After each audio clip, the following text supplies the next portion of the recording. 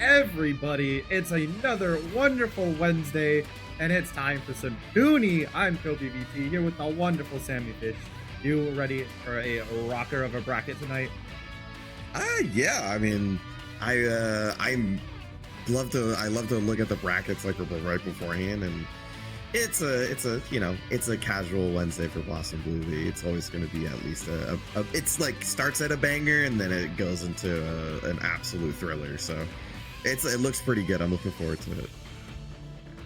Definitely. I mean, we've got some of the greatest names that every time you pop into a Blossom Blue. We got people like Boltstruck, StarXUnderscore, Rakestraw, Atari, Mr.B. We got Noctis and Sandwich today. Glad to see Sandwich come back. Sadly, we can't have a rematch of Sandwich and Toast. And so I realized this week, because we had this, I was talking about this a second ago, there's a lot of food-based names in the community. I wonder why that is. People were probably just hungry when they were deciding what they wanted their tag to be. I'm always down for a sandwich. I love sandwiches. Good sandwiches do go really, really hard, especially because they're so easy to make too. You're gonna like, oh, I'm a little bit hungry. You just open up the fridge and there you go. They're always so easy to make, but like, I don't know, for some reason I can't get it as good as like a real deli restaurant's sandwich. Like when you get a good cold cut, it's like, ooh, that's one of the best things you can have when you're hungry. Yeah, they absolutely have some sort of secret sauce that they're not telling us. They're keeping it secret. I want one of those. Have you ever been to one of those restaurants that have like the incredibly large toasting machines? The ones that have like they have like the conveyor belt and like you just stick it on one end and it comes out like completely toasted on the other. Yeah, like how Domino's does with the pizza oven. Yeah, exactly. Like I want one of those really badly. I've wanted those ever since I went into a Quiznos when I was like 14 years old. I was like, this is the greatest invention ever created. I haven't heard the name Quiznos in such a long time. You don't understand. They took my Quiznos away. I liked Quiznos too. Yeah, I know. It was such a good sandwich shop, and they took it away. They had his rosemary parmesan bread at every store. It was so good.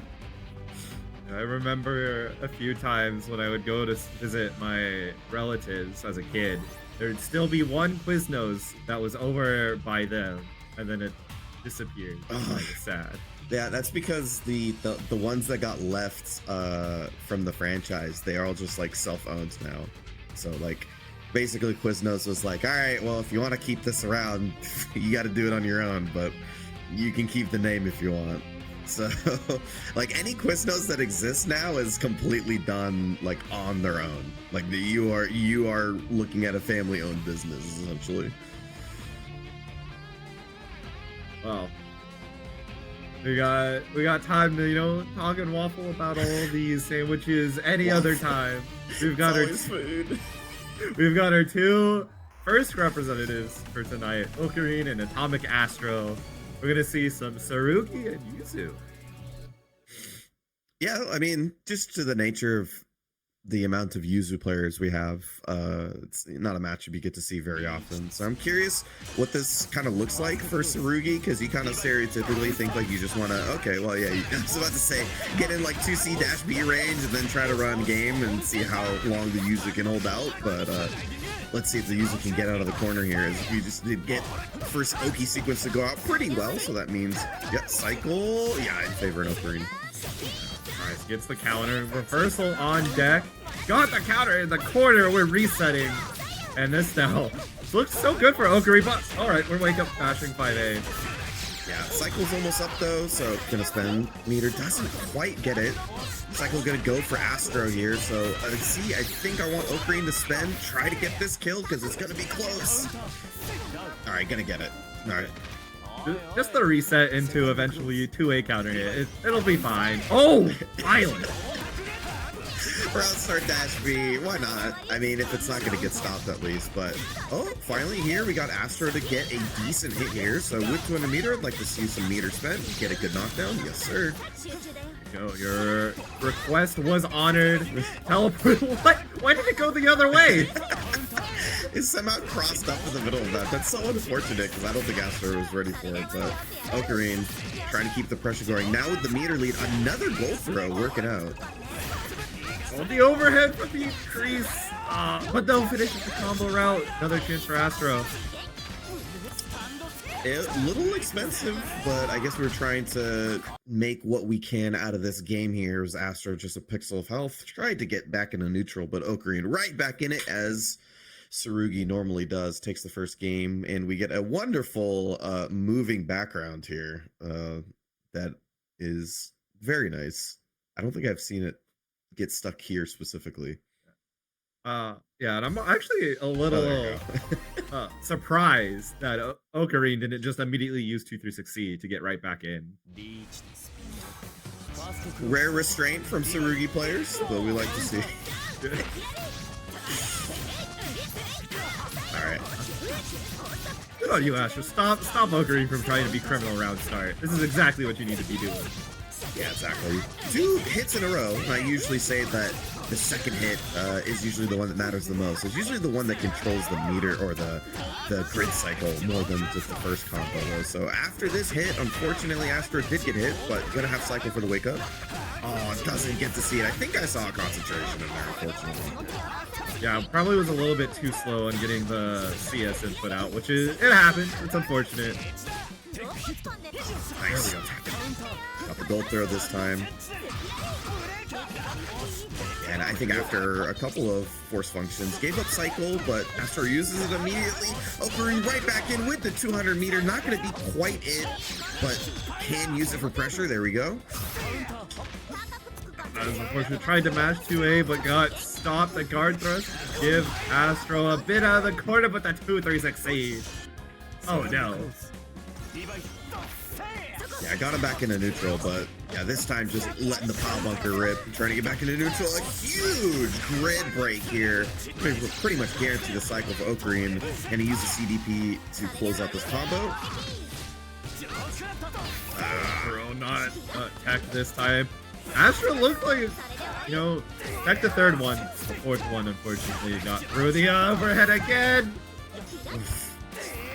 Gonna need one more hit here, especially with cycle going to turn over for Okarine, and Astro has been mostly spending guard thrusts as their main way to get out and didn't have the meter up until now, so that's going to be 2-0 for Okarine. Valiant attempt there from AtomicAstro, but just got drowned in the Tsurugi pressure. It happens to the best of us. It'll happen a lot more, but I mean, Boston Blue Beat Online is one of the best places to get Tsurugi practice because they infect this place. It is a plague. And you know, honestly, after like the last 2 patches, I'd say we're seeing like an uptick of Tsurugi, and obviously, I mean, for good reason. I think the character not only just has, you know, strong buttons and good way to force their opportunity, a good way to negate a lot of game plans as well. Some characters have more struggle with it than others, but it's nice to play a character where it's like, all I need to do is get into this range, and now you're infinitely more scared than I am. And that range is at least slightly farther than it is for, like, let's say Akatsuki, who can technically do the same thing, but he needs to be slightly closer than Tsurugi does. Yeah, I mean, well, Akatsuki's step dash is pretty quick, and he's got Katsu. It doesn't always compare to having a normal dash and 236 from Tsurugi. Or yeah, or even just having, like, getting in dash B range kind of starts putting you, you know, starts getting you to start down backing, getting into 2C range, just in general. Being able to toss up FF in those ranges where you feel like you have more control over them and get even closer than that. There's a lot of stuff that this character kind of makes things difficult. But we're going to get into the next one, Deltarunner versus Marathon. So we got a Gordeau versus Zuki. This was, I think this matchup's actually quite annoying for Gordeau, but maybe Gordeau players have a different thought about this. Because at least when I played Azuki, I felt like that they didn't have fun with it, just particularly because the range is not as nice as you would like it to be, but she still does kind of match in terms of pressure. Yeah, and it can be awkward to anti-air her as well. Because she can just sit in very awkward spacing if she wants to on top of that coffin. Marathon gonna get the hit and the cycle as well. Nice defense here with the poison. Taking down very nice with the 2-2B snipe. Gonna get another combo here. Cycle will go to Deltarunner because of that CS, but not a bad situation for Marathon here. Oh, absolutely not. You have the life lead, you've got the little bunny out, so you get to continue pressure even through, but the CS finding a gap, and Deltarunner absolutely taking this all the way to the bank. Yeah, not a lot of damage per meter spent, but once again, Cycle going to the opponent during the combo. A grid break, though. I think if we spend some meter, we can seal it? No. I think maybe Kimono Care actually might have helped him out a little there, or it made him second guess it, but the 236C gonna bust out of the corner. Marathon wants something out of this round. And gets it! Beautiful snipe once again with the 2-2. And that's kind of what I mean is 22A or 22X, I should say, in general, kind of annoying along with the buttons. But oh, hey, I didn't think about that. The recent buff to be a sim giving you a nice combo off of this. Pause waits for the wake up. Another grid break. Oh, it looks like potentially the crouching shield came out just at the last second for Marathon. It's unfortunate, but it happens. Just covering that range with the Reaper, make it nice and simple. Anything you do to get caught by that button cancels in the super, especially with the grid behind it. You're gonna be pretty comfortable spending meter like that, and the run-up ASM is what's gonna tie up the round count. I was thinking, like, this pressure from Deltarunner looks very suspiciously like there's gonna be a run-up ASM, and then it happens. Yeah, it's a very like classic Gordo, how to say, like I don't want to say like a flow chart, but like the idea of getting them to stay put and then getting the ability to run up on them. Well, I don't think it's a Gordo thing. I think it's any character in any fighting game that's not a grappler that has a command grab that you can just dash up command grab. They're all the same. I'm one of those types of players. I know. Oh god. Yeah, I mean, earning respect in neutral or earning respect with space control is definitely a huge part of a lot of characters in Uni, so I can totally get that in terms of a conceptual thing. But once again, the bunny keeping the lockdown for Marathon, slowly running, getting closer and closer to get a mix-up going, and it does work out this time. Marathon takes the first game. Suzuki has some annoying have to block high lows and these more awkward spots of neutral where you're just outside of maybe like a 5C or 2B range, but like you're outside, or you're too close to use the super far button. You get caught standing, trying to walk forward maybe. Yeah, and you see another thing that's kind of becoming a pretty difficult thing for Deltarunner to deal with is generally the dash buttons from Mizuki. Both very strong, don't get me wrong, but considering that Gordo's normals are a little slow in that range, it's really hard for him to use it. As he goes for the reset, Deltarunner not trying to give Marathon a chance back in neutral. Hey, I wouldn't want to give my opponent a chance in neutral either. I mean, it's scary to let your opponent play neutral. Yeah, and I think this is obviously the winning combination for Deltarunner here. Suzuki not known for her defense, and yeah, gonna spend the super just to make sure that command grab hits in case she's doing anything. Deltarunner takes the first round here in the second game. I mean, you say Suzuki's not known for her defense, and then that's exactly when you're just gonna get hit by 260.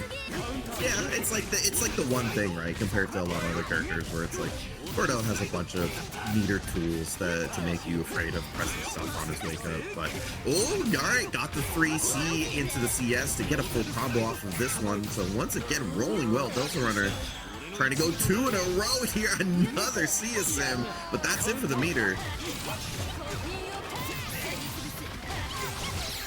A lot of meter here from Marathon. He's gonna spend 100 of it, set up, gets the bomb out, super far away. No fear, run down there. Oh, not there. I thought there was a moment there that that Marathon could definitely make it happen. There was a cool jump B that beat the BSM instead of staying on the coffin where she might have gotten grabbed like last time. Marathon got off the coffin a little earlier and jumpy sniped out the BSM, so that was pretty cool. There's definitely some counterplay there to be had. But Deltarunner, 2 rounds in a row where Oki was the name of the game, and that worked out really well. Just continuing on and on. Oh my lord, look at this go.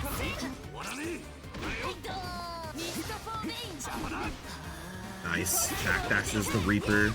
Doesn't want to be in that range. Deltarunner trying to just use that tool to control anything Marathon's doing, then confirming into super to get a good combo and a knockdown.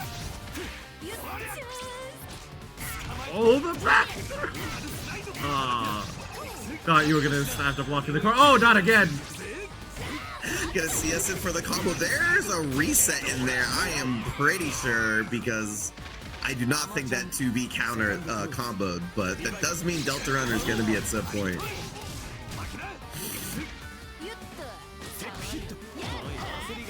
Attack. Oh, why'd you crouch with 4?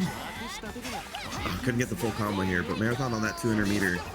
Oh, got away from the Rusty Nail, and then goes back to full screen, just toss items where Gordo can't do much about it. Okay. I was gonna wonder, did it set up for Doll to be like plus or something like that? That's pretty funny. I thought there was something big brain going on. It's like what? No Azuki player actually does this, and then that's exactly why. I like the honestly, go back to the drawing board. I like the idea. It's dumb, but in a way that like can steal you around. You know what I mean? Like if you can find a way to like perfectly get that timing where you can do run up IW and then have the doll hit afterwards and B+, like that's an A+ setup in my opinion. It's one of those dumb in the best ways possible. Yeah, it's like I think it's one of those where if you need some sort of like X factor, you need some rabbit out of the hat in order to take the game. It's not a bad one, and I think those are pretty good to have in a 1st-to-2 format. For sure. Unfortunately, this time it's going to send Marathon down to losers. Gonna get a second chance. Hopefully, Corey Vinegar is gonna be the first opponent there. Now we're going to be going over to Wish It or Rakestraw. We're going to be holding it down for us, trying to get into that top 16, having visions of getting top 8. Yeah, so we're getting to our like round 2, round 3, where at least for Boston Blue Beat, it'll be pretty much nothing but really good matches from here on out. So, I mean, it's just kind of the reason why we say that, like, entering the bracket's a pretty good place for you to get some uni experience, because it's, you know, you can always run online and just play ranked and just run into whoever, right? But at least when you enter something like this, you know, a bunch of people have a concerned interest to get better, so you don't have to wait too long before you start running into people who really care about the game. Yeah. And hey, sometimes you might just have the unlucky or lucky situation, as it were, to just fight them round 1. Like this, Wish and Rakestraw. Technically, they're round 1. Oh, yeah, technically, but you know, it happens to the best of us, especially with Uni at this point, right? It's just generally pretty dense overall, but Rakestraw's looking pretty good so far. Gets the second hit, so that means cycle guaranteed for them as Wish doesn't have the meteor yet to have defensive options out of the corner, and it'll run up 3C, also trying to catch a jump back, but it'll just hit no matter what, and cycle turns over for Rakestraw. Incredibly terrifying, because yeah, you got the pogos to deal with. Yeah, just Wish never really got an opportunity here, but now meter advantage on Wish's side, opportunity to snipe. We'll see if that comes into play here. Got the snipe there on Wish's side. Gonna put Rakestraw corner. Now, just gotta make something use of it. There can't be the web okay, unfortunately. Oh no, the meaty finds a stray and gets mashed on. Yeah, unfortunately, 2B just slightly mistimed, but Wish still decent opportunity here. Yeah, I think, did Breakstraw try to super cancel with something non-invincible? What would it have been there to beat EX Reco? I don't know. Maybe it was just a little bit late on the input. Yeah, unfortunate, but that was like basically tossing 100-meter away. Now Wish gets the super in the corner here and gets the cross up. I was like, he's not out of the corner yet. He's getting out a little too late, but Wish makes it happen. Big counter hit to start off the round, and Raytron ready to confirm off of it. Get you all the way to the corner. Wish now. You're in the hide zone. You got grid broken on the throw. That's painful. A little bit of extra damage on the throw combo won't be too good for Wish here, as he doesn't have a lot of health to work with left. And Rakestraw with the CS, trying to extend the pressure here.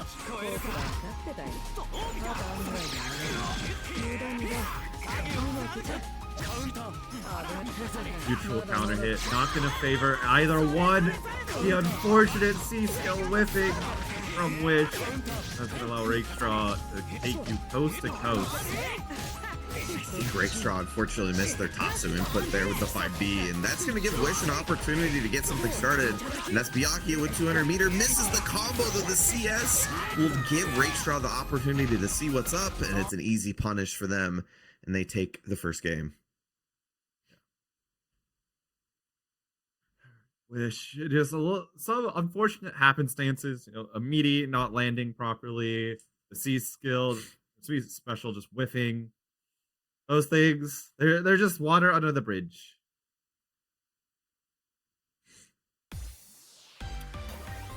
Yeah, there's a couple opportunities for Wish there, especially like that last moment. Wish found an opportunity to get a hit, had 200 meters, so the Byakuya game could have definitely started there, but just a little short on the combos, stuff like that. So clean that up very simply, and then there's a much different situation for Wish. Here we go, gonna start off. Force function, yeah. As much as you'd like to be able to, you know, try and play neutral against right there, it's just best to, you know, let him do his thing. Yeah, unfortunately, a lot of the times the best situation is to give up those moments, those ranges where Hyde is more, has better buttons than you, and hope for the best afterwards. But EX Pogo actually just straight up hits here, and Rickshaw will reap the rewards from the situation. And now you go. Just the 2A on repeat until morale improves. Oh, God. At least that one's a classic. That's been around for quite some time. Wish, though, finds a hit. Doesn't spend the meter. I kind of get it. It's a long comeback back, but might have been worth it just to see what happens, even though they weren't fully in the corner. Nonetheless, it's going to take the 200 meter going into this final set point for Rakestraw. Rakestraw is really showing, hey, there is no need to hold on to any meter in this game. Uni builds you meter like it's nothing, like it's candy on Halloween, and you've got the best costume on the block. No meter yet, though. Does have the CS to work with. Good defense, got the throw, but gonna just slide back in there, get another hit there. So Cycle's gonna turn over for Rakestraw. I like that quite a bit, and I think they're gonna be able to close it out here. Yep, CVO, 3 buttons. That's what I like to see. Rakestraw will take it 2-0. You know, it was one in which pulling out there, of course. You know, love to see all these players do all the best that they possibly can. But Rakestraw, just one of those players that you make any little mistakes here and there, you get capitalized on, and then the momentum just, it feels like the round will start just slipping away from you. Yeah, and especially when you're Byakuya, right? Like, the character is somewhat designed around the idea that he only needs one opportunity. So, generally speaking, his normals, yeah, they have some good range, but they're a little higher on the frame count. So when you're playing against like Hyde, you're usually looking for that one moment where you get to slip in like a 2B as a bar A or something like that, or find a 5A or something and convert it into everything that you need. And if you don't, then you're giving Hyde like another sequence, which isn't usually beneficial to your health. So That's unfortunate, but still in the bracket. And we move on here with another banger. We got LuFL versus StarXUnderscore. More gore does for your viewers' enjoyment. Oh, we're just running right through each other. Gonna get the first hit here. Cycle's gonna be around the corner though to see what the situation is. A roll and a grid break. So one fighting against the other there, and Star will win Cycle for it. This is going from bad to worse for LuFL. You're now in the corner. You have 100-meter with Star's side. Another grid break. You're dead here. If you want to just don't even have to cash out, actually. Oh my god, that Rusty Nail did way more damage than I expected. I know that was grid break damage, but still, like, ugh, that was oof. Grid break plus Vorpals. Oh no! How many grid breaks are we gonna see? Oh my god, grid breaks until shields improve. Grid breaks until we have released type Lumina shield. Ah, no! Oh, F the Assault 2C, and with the Vorpal behind it to an extra 20%. Oh my god, the blood. Oh god. Yo, someone turn on, put a sensor bar over the stream. Oh no! No, not like this. Oh, thankfully no meter to back up this one, but Cycle will once again go into Star's favor. Yeah, you're gonna get the dash throw, and that will do it. I was half thinking, though it might not be a good thing that there wasn't meter there, because that's just the opportunity for yet another grid break. Alright, so maybe shielding sucks, actually. Maybe shielding is bad. Oh no. Oh, well, are we gonna get shield buffs in the next patch? That's what we're gonna come out.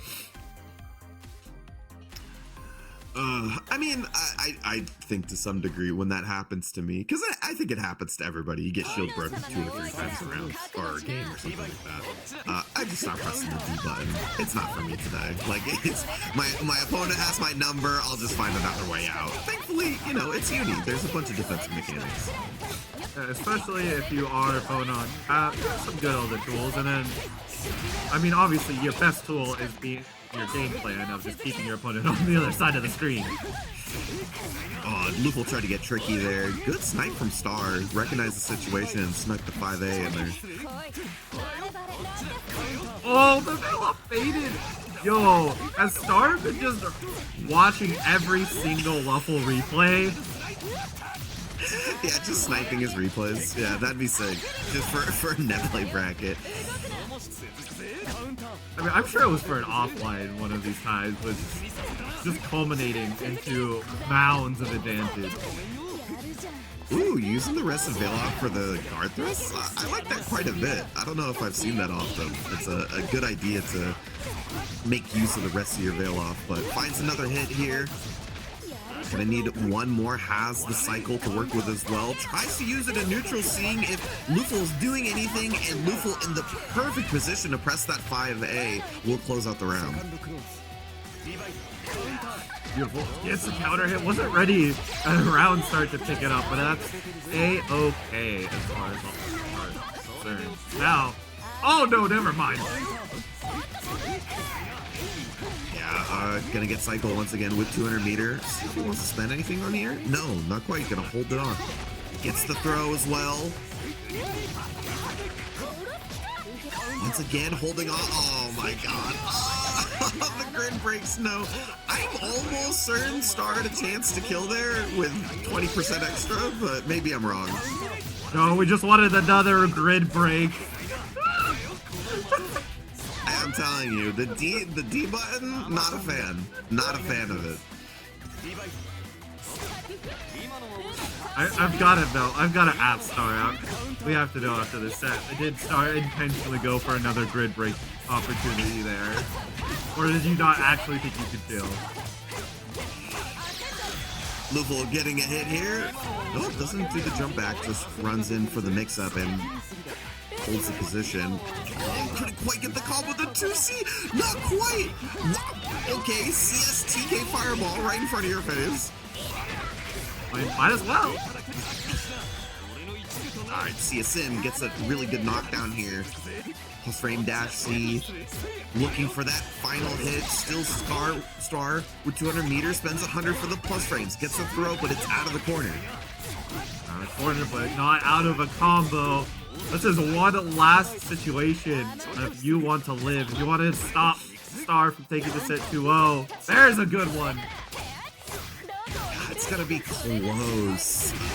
If we can extend the combo just a little bit longer, IWAX, I think that's enough. I think that's enough. I'm never sure with Komodo Care anymore, but it looks like it's enough. It is. Alright. The pause that the hits just don't do damage, it worries me. Yeah. Can't be playing with our hearts like this, developers. It happens like once every like 4 or 5 patches, but something or 3, I guess, at this point. But like, there's always like a change to like minimum damage or like, you know, healths or something like that like change our feeling for when we know things are gonna kill, and then I have to spend like a month and a half watching footage, like trying to get that feeling back, I guess. There's also a slight pain too, because Uni patches are just incredibly dense most of the time. Yeah. On top of that, there's just so much to dissect. Oh my gosh, speaking of dissecting, Star is just wanting to end the round. Knows exactly what LuFL is doing. I'm telling you, the shield button, it's not for you. Just no more pressing the D button unless you're throw checking. And even then, maybe just take the throw. Just take the throw. Nice. No, just have the throw macro bound. There you go. That way you don't technically have to press the D button. I did a while.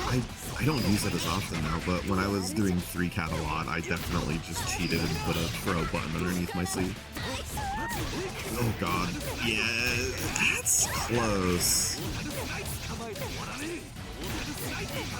It is going to be very close.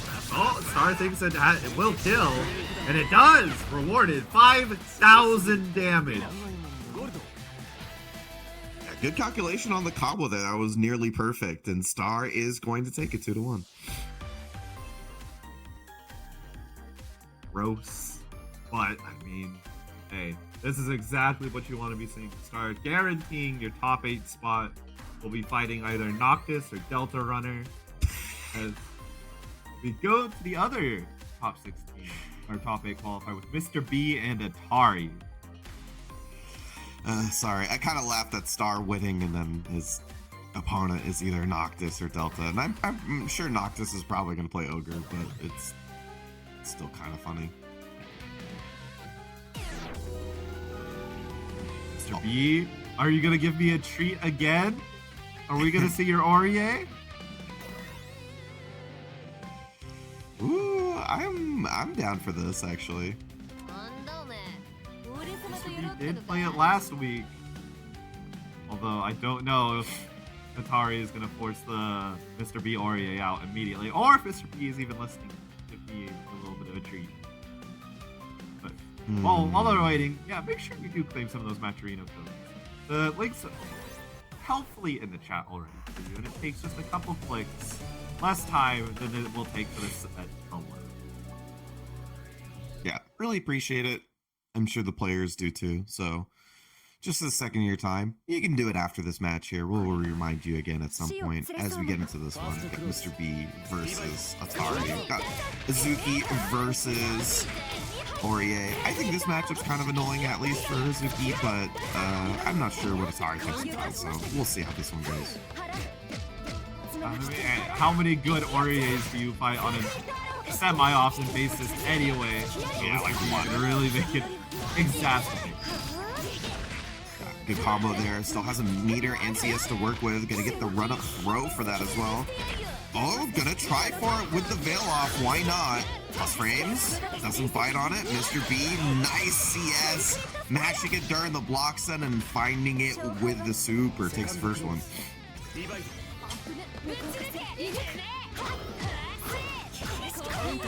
Patient, but no, just as I was complimenting your patience. You get counter hit. Tried to go for the run-up throw. Neither player was doing anything at that moment there. Mr.B finding another hit here and has Celestial. So I want to see some meter spent. Yes.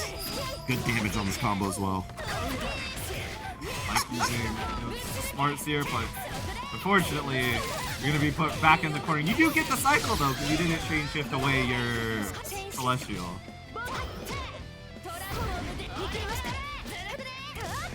Oh, nice. Called out the no cancel on the dash B there. Got the throw into the corner. Both players really fighting for position here. But Mr.B cycle turns over. Uses the CS that time and gonna get a good combo off of this. I want to see the meter spent also for the good knockdown, especially considering Atari doesn't have meter themselves for defensive options. But they're just gonna get hit anyway. Mr.B doesn't need that meter. Takes the first game.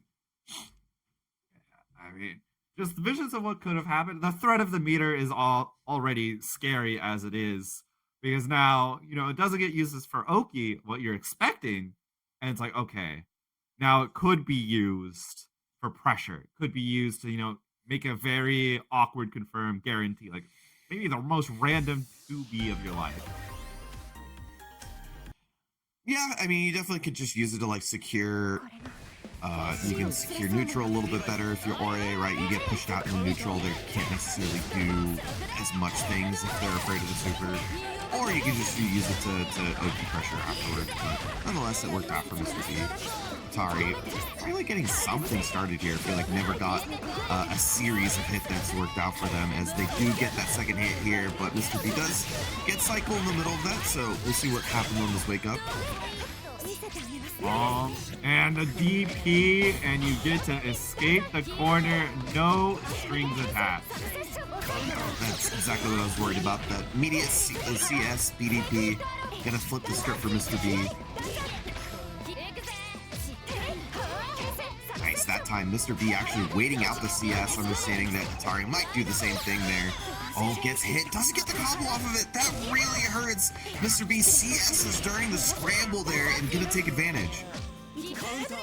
And a great break too, just gets the run up throw, sees up both players. Both of them are likely to be a little more on the patient side, and throw is devious right there. Speaking of, one more to close it out here. Mr.B's now set point. Atari's finally found a good sequence, but it still doesn't lead into a round. That's gotta feel a little bad, but you do have something to build on. Oh, that hit gonna secure it for Atari. That's a big win there. Gonna use the CS almost immediately. Now you have good meter. Gonna get a combo here. See what the Oki is. Yeah, just gonna go for item toss. Keep it simple. Coffin pressure. Nice block from Mr.B on the double overhead as well. Oh, the trade. Not gonna favor either player too much, but the secondary hit absolutely be favoring Atari. And I love that Mr.B going up into the air, trying to create some space from Atari. Uses the super to do that. It is a little expensive, but it does get him out of the corner. And now the script's flipped. Big counter hit, and that should be death. There's 200 CBO IW. Mr.B showing off for the fans. The REA will be moving on to top 8. We'll be fighting Boltstruck.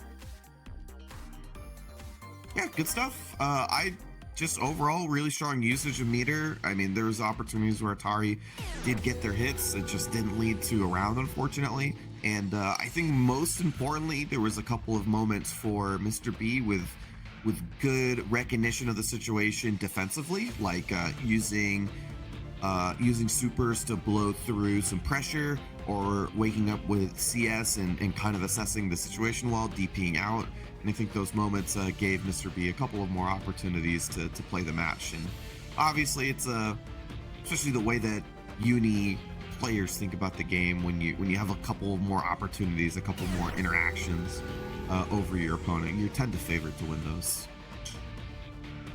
And trying to get yourself as many of the situations as possible. Like, being favored is really hard to do, because sometimes even if you feel like you're doing everything right, your opponent could just have that one step ahead. You could just be running an opponent that is just throwing things out there, and your options might be saying like they will do nothing, even if you do think out. It's just sometimes it's just night. It's just how the way it goes. You'll get your next one. You'll get your run backs. But are we actually seeing it? It's cool. I mean, once upon a time, these two were running rampant in pretty much every single tournament that they were entering. Star and Noctis were like among our premier Gordo players, and they're still some of our strongest. Just like Noctis is like kind of half moved on to Ogre for good reason. And Star's not traveling as much, although we did see him, I think, at top 24 at Climax? I don't remember. It's like a whole week ago. My brain's so made up. I don't know what it is about commentary that shoots your memory, but it really does something to you, and I don't know what. But we do see the Deltarunner, so this is a blast from a past for me, actually. These are the guys I pretty much watched the most in the clear days for Gordo stuff. Yeah, sometimes it's just the commentary brain wants to make you look as bad as possible for the entire stream. Yeah, it really does. Oh god, Noctis getting the first hit here. A couple of good shields from Star gives them the opportunity to even backdash and still win the cycle. Forceful. Oh, wait, that wins? Yeah, early. I'm a little surprised too, but nonetheless, after all things said and done, Star gonna get a nice hit here. Noctis wake up with CS, yes sir. Like the patience from Star as well, waiting for that CS before committing to anything.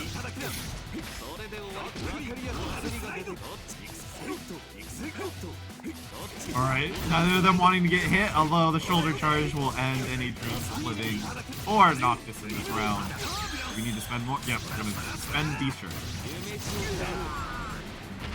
Yeah, just enough. Cool, nice, neat number, close to 5K. Whoa. I can see it. Oh, buddy. Oh, this is gonna hurt. Yeah, that's an extra 30% right here. Oh, God. Oh. Oh, 5.3 and a cycle afterwards too. Looking at a healthy position here. Finds another hit as well after the CS. So gonna build the meter almost back for 100. Yeah, there it is right there. Can use it for this end sequence.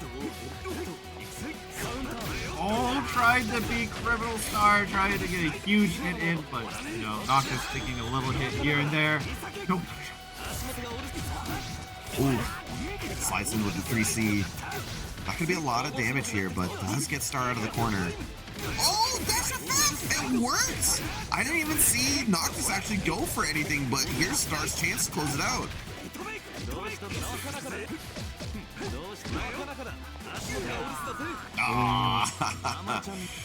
Of course, both these players have been really good with pressing that 3C at a fantastic time.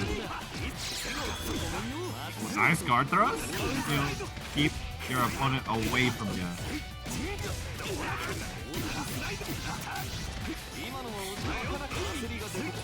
The shield like gets brought up on with the assist. Always gotta be careful. Oh. Not sure if he mistimed the aiming or if the invincibility made that go through, but nonetheless, it did give Noctis an opportunity here. Yeah, can attack on this CSM, gives a good knockdown here. Does have cycle to work with as well. You see a lot of defense from Star, but can't weather all of it. Has to make a decision at some point, and Noctis forces his hand with the Ascent CS.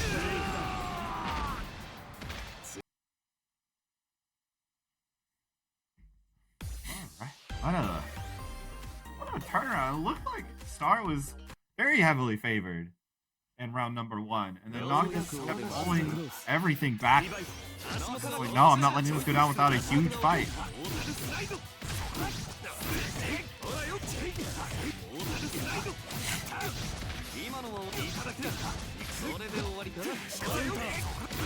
Oh, nice, gonna get the assault to work out here. Does have all the resources necessary to close this out. Let's see how this one goes. Couple of pretty good shields. Very nice. Honestly, kind of a win getting Star to spend meter on just getting an SM, but after that, didn't find the opportunity to get out of the corner, so Star taking the first one here. Charge on in. No, Noctis trying to advance a little too early. Met with a combo from Star that drops a little too soon. Not in a way that is punishable. Doesn't have the meter to close that out. Just goes for that jump A. Works out on Star here, who has all the resources on this wake up. We are pressing on wake up. Not even a reversal. It was just actual violence. The only thought behind that. Oh, didn't get the knockdown, but they tech so high, it might as well have been plus. Nonetheless, misses out on that last bit. Once again, the 3C with a little stutter step there, getting Noctis to fall for the trap. Star with all the resources. Once again, this 6B is what's going to close it out, and it's an easy one to that. Ties it up. Just as quick as that first round, first that happened, the second game right there. Now we're going to game 3. Only one Gordeau may live. The other will be sent to the other side of the bracket. Who's it gonna be? Nice backlash that time. Noctis moving more forward than not. Oh my god. 3C has been the name of the game. There's been the opening for so many of Star's hits. Not only is it just a good button on merit, Star, definitely signature button. Force function.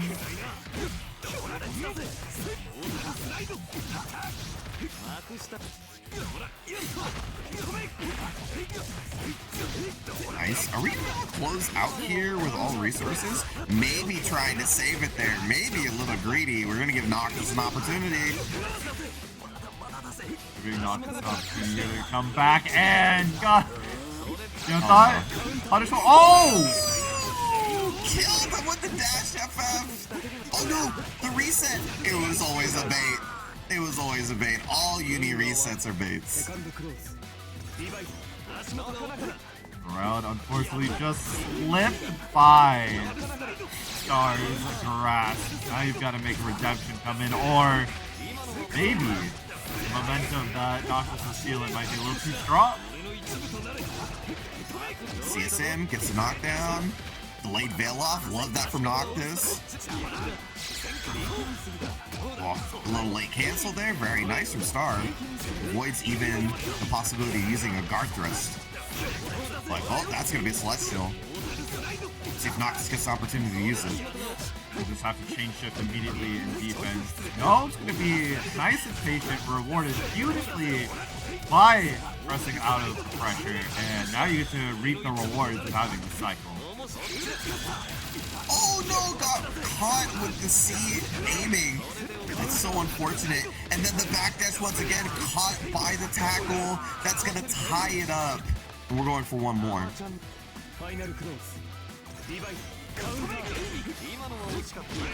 All right. Oh my god. Oh. Caught the backdash? Oh my god. We're getting cinema. Plus frames. Yeah, Star knows better. Just sit and put. That was an accident. That was a 6B from downtown. And that might have tried to be a B Creeper or something like that. That's unfortunate, as Star loses a lot of health for it. Gets the anti-air. No going up there, Noctis. No fly zone established. Trying to kill as much time as possible. This is going to reduce the options for Noctis on Wake Up, who does get an opportunity to still CS. Nice tag. The Veil off to return. The Wake Up back through! Just goes into the smart steer. The fake high into the MT2C, catching him with the classic. Gonna need one more. Gets the counter hit. Stagger 5B closing it out for Star and takes it 2-1. What a cinematic finish that was. Star giving us quite a treat. Noctis kept fighting on tooth and nail. Sometimes, despite your best efforts, the world does not want you to win. Yeah, tough game. Definitely, definitely one of those where you really is like kind of a stylistic approach, as we saw two players approach their characters just slightly differently from one another, but really cool to see two of the Gordo goats go at it. It's always a treat.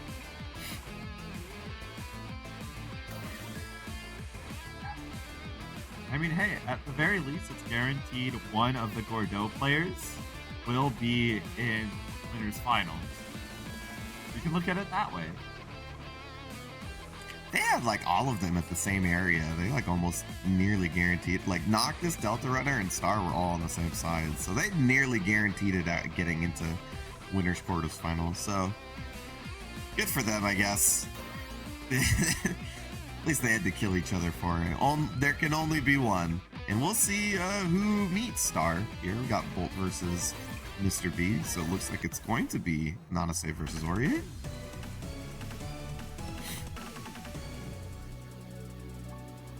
Any thoughts on your end from Mr.B choosing this matchup?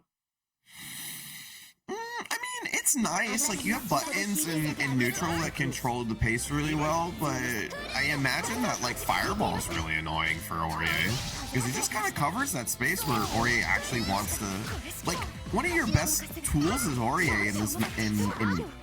In Undernight, I should say, is that you thrust, and thrust just controls so much space in front of you, and you don't really get to do that versus Nanase. Let's see how that goes. The dance gonna be... Oh my, you thought you could jump? Oh, no. Oh no, not this game too. They told me there was only throw loops in Street Fighter 6. You're telling me they're in this game too? Oh god. That's confirmed for Boltstruck, by the way. Can use the fireball. Ooh, face the throw that time. Oh, that was criminal. Goes low. Oh god. Is this a double perfect? I think they got. Oh, drop the cup. Oh no. All right. Had an opportunity, but could not change the fates. A double perfect for Boltstruck. Running it strong on the Nanase, taking the first one.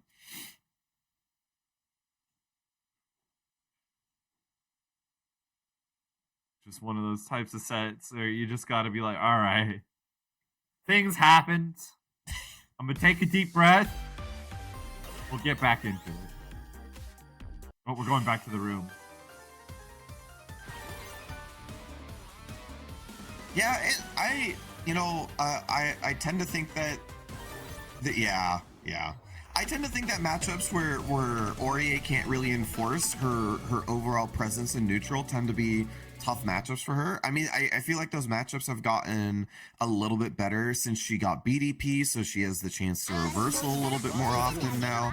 And increased meter gives her the opportunity to force situations a little bit more, but in general, I think that, like, she still doesn't want to play that way, so, I can see the change.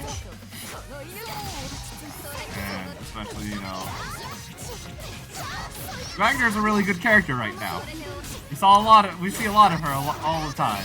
Yeah, I would agree. Well, I mean, you know, we'll see if it even matters here. It's not a say, or Bolt, I should say, trying to make it a one-player game again, but Mr.B finds an opportunity, no, too far to grab the shield. So unfortunate. That was a big opportunity for opponent. Is Boltstruck just actually Nanase in real life? Discuss. Making a good case for it. One opportunity that Mr.B had, unfortunately, did not get to get started there, and that means Boltstruck's like a point. Immediately canceled. The turn continues. A combo has been found. You are in the corner. This is Wagner's playground. Oh, gonna get a good break here. This is finally the first big hit I would say Mr.B's had in the set so far. To see, backs up afterwards, make sure they don't tech forward and out of the corner. Bro. It's another one! Chain shift, and now you are dead. It is Mr. B's time to have the perfect. Okay, I still had to spend the meter to close it out. They won't mind though, as you mentioned before. Easy to get meter in this one, especially when you're a character like Wagner. But, oh, that trade, good confirm from Bolt here. It has the 200 meter. S-Bends, just get a nice setup here and get the 2A to work out. This is already looking pretty good for Bolt to close it out. Oh, got the 2A, but wasn't able to confirm, so Veiloff wasn't able to come out for Mr. B, and now Mr. B is coming up very strong, has Boltstruck in the other corner. Got a Veiloff, but it was before the cycle turned over, so that means Boltstruck bailed off and still gave cycle to Mr. B, which wasn't that much of a good situation for them. However, they did find the hit here. Oh, if they continue the combo, they would have secured cycle. And Mr. B finds a shield to steal the cycle at the last second. That's huge. Actually, incredibly massive there. Whoa, the air-to-air, and the side switch combo is on deck. Boltstruck able to retain composure. And now it's taken the set 2-0. Yeah, very close set, very close second game there. Definitely saw what Wagner brings to the matchup in a difference to Aurier. And it was kind of unfortunate that like we really only got to see one round where it went back and forth, because we saw that it felt like Mr. B was definitely making better decisions on the Wagner, whether it was the comfortability in the character or a comfortability in the matchup. A lot of little things, and had a couple more opportunities to play against Bolt, but when you only give yourself, you know, a game to work with, those little margins can definitely creep up on you. So unfortunate, but we move on, and that is I would say that's our winner's side all finished up. We got Star versus Bolt in our winners finals. Yep. We're taking it down to our first set of loser top 8. It's going to be LuFL and Wish. Both popping up on stream for the second time tonight, looking for their redemption.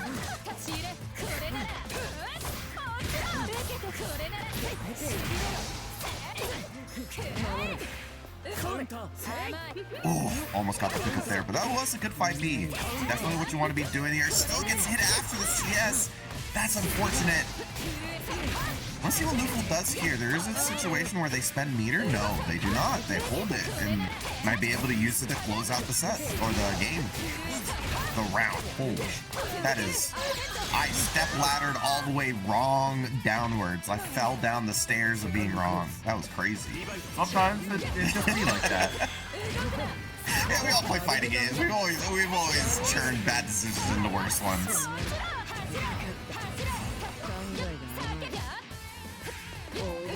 Over. Oh, my left, right, up, down. How do you even know where LuFL will be? Oh, sniped him out of the air. Wish trying to find their moment. Takes the trade in LuFL's favor. Will take the extra plus frames to get out of the corner. But finally, Wish gets a secure hit here. Has 200 meters. Let's get some Byakuya gameplay going. Byakuya gameplay is a-going as the whole setup. The grid break too, but couldn't take advantage of it. Yeah, all things considered. Wish does win cycle again. No! Not like this! Oh, you hate to see it. Had the pause, but not the hit. LuFL trying to close this out now.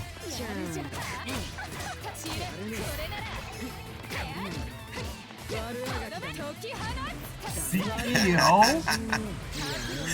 Okay, alright, next game. What? That wasn't fast enough? Huh? Okay. I looked away, like, kind of like, oh, that's over, but... Okay, sure. Okay, yeah, well, that happened. Alright, Third round, no one has meter somehow. Yeah, between Phonon and Byakuya, no one has meter in random.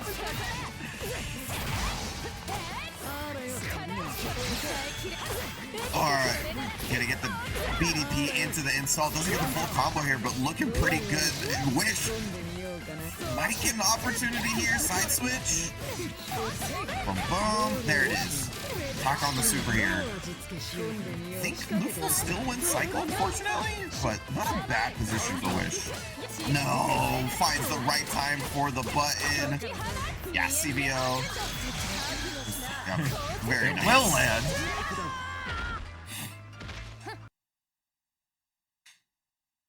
That was crazy. I can't believe that whiffed. I have to imagine that LuFL just like there's an initial hit that doesn't have the same hitbox as the animation. Like the very first hit of the IW maybe doesn't have it, but I've never seen that come up before. Right, I'm pulling up the Mizumi right now. That's a good point. No, the first swing has a pretty big hitbox. Okay, I don't know. It's LuFL's cursed. Just checking my W. I don't know.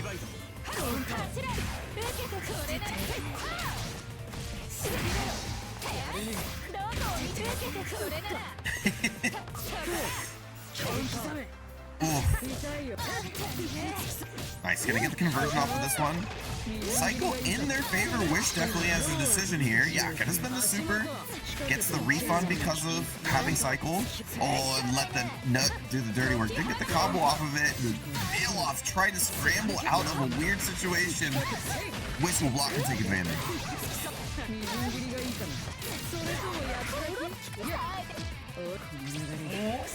Not able to get the anti-air, gets punished as a result. LuFL still in it. 200 meter for Wish though. A lot can happen. Oh. Speaking of,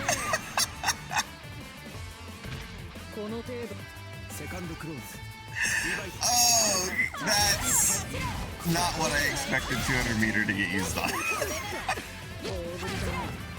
What a closeout. I mean, hey, I don't think LuFL expected it either, so y'all were in the same boat.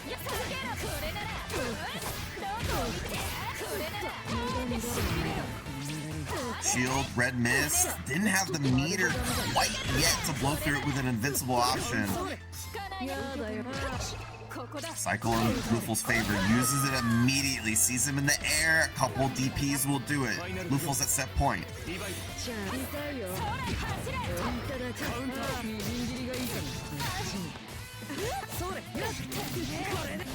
Getting a confirm. You have 200 meters, so you can absolutely get yourself into the corner. Oh, he's gonna take mid-screen and set up the ledge this time. Oh, nice block on the guard thrust. Didn't necessarily get the value out of the meter, but hey, we're gonna take the hit afterwards and finally get into the corner. Meter spent once again. Wish looking good now. Incredibly good. Nias gets the tag, sees the air under the change. That's not a full combo though. Yeah, didn't even get anything after the CS, and LuFL switches the situation, especially after the grid break. There's an opportunity for LuFL to close it out here.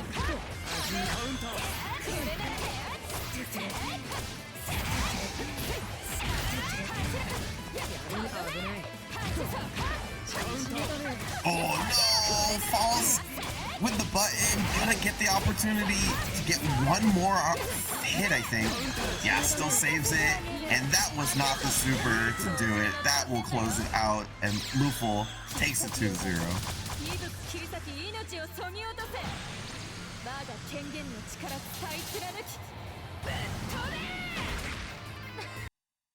Wonderful long animation there.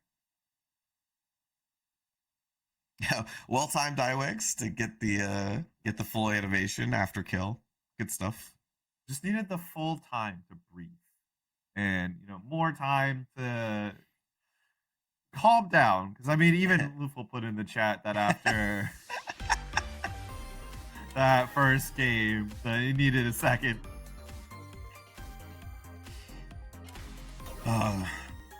Uni's a beautiful game. I wouldn't want it any other way. So that means LuFL moving on. We'll play against Mr.B, and we'll move on to see who plays them, or we'll see who meets them in a bit. We got Tari versus Sandwich as our other 7th place. Yeah, Sandwich making a nice long losers run, get all the way up here to top 8. Love to see it. Happy to see you up here once again, Sandwich. We were lamenting that there was no toast to play against Sandwich, but they did have vinegar here. So I mean, you know, like we have makings of a sandwich at some point. I think vinegar is kind of important for a good sandwich. It depends on what kind of sandwich you're talking about, for sure.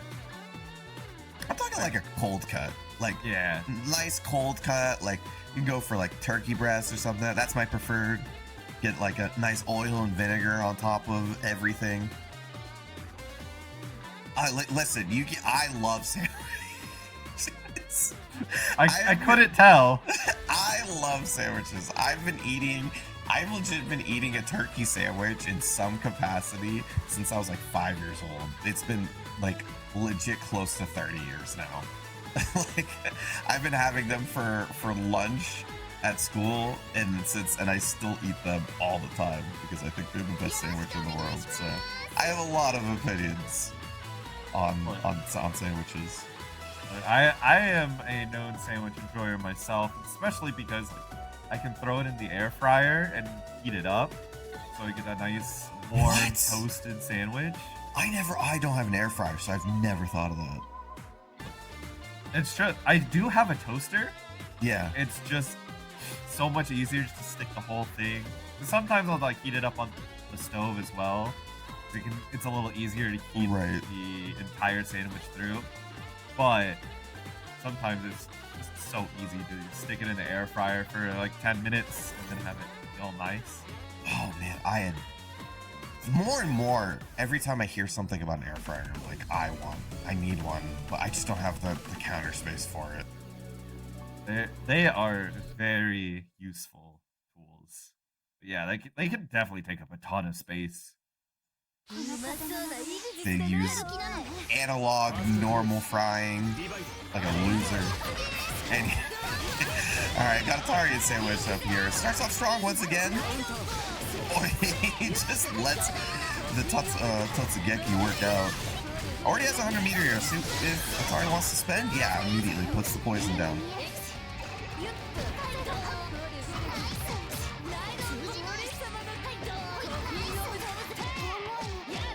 Pressure. Atari is coming out of the gate, but the sword card gonna be getting sandwiched right out of that corner. Beautiful. Now has Celestial too to make everything even that much more impactful, but he doesn't even get a chance to use it.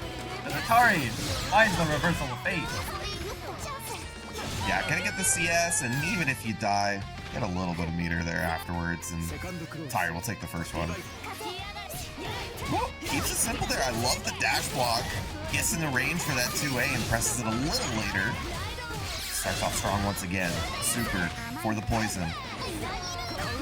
Ooh, base move anti-air veil-off. Very nice from Atari. But that was a full meter, so they're still going to have access to it. No, maybe not quite, especially after the Totsugeki. Going to combo them for the rest of that timer, and they're in a bad situation. Oh, the coffin from the top ropes. Oof. Hits him with the overhead at the last seconds, and Sandwich couldn't find a moment to get started. Atari takes the first one. A Montreal smoked meat? What does that mean? Actually, yeah, I don't know what that means. What is that? Like, what kind of meat?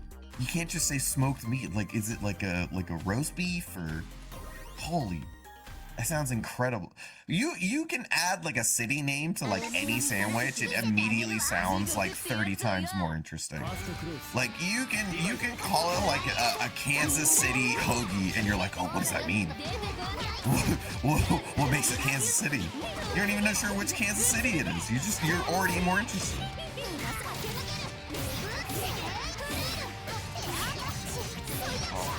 Celestial already once again. Oh my gosh, I blinked.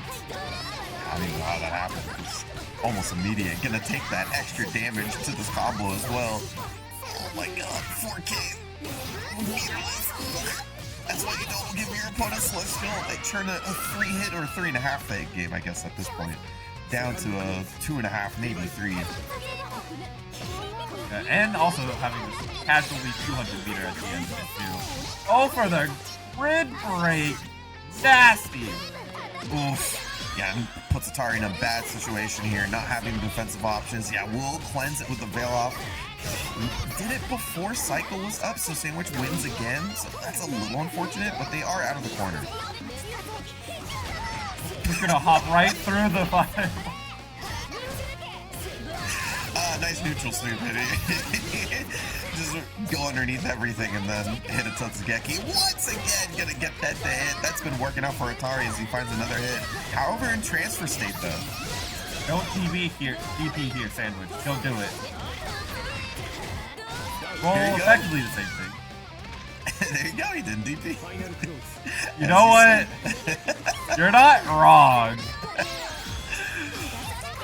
Plus frames after the C-Disc, tried to get something started, and Sandwich really hasn't found a good moment here in a couple of rounds now. Celestial kind of helped Sandwich in that first round, but hasn't been much afterwards, as they do get the delayed dive to hit afterward. That's big. Doesn't get the full combo, chases down with the sword car, does have the 200 meter to boot down. See what Sandwich wants to spend this meter on. Gonna use it for the knockdown. For 2-2C, but the guard thrust puts not only Sandwich in the corner, but Atari's going to be able to find the hit afterwards. He got the bomb as the next item to set up and make this even scarier as pressure.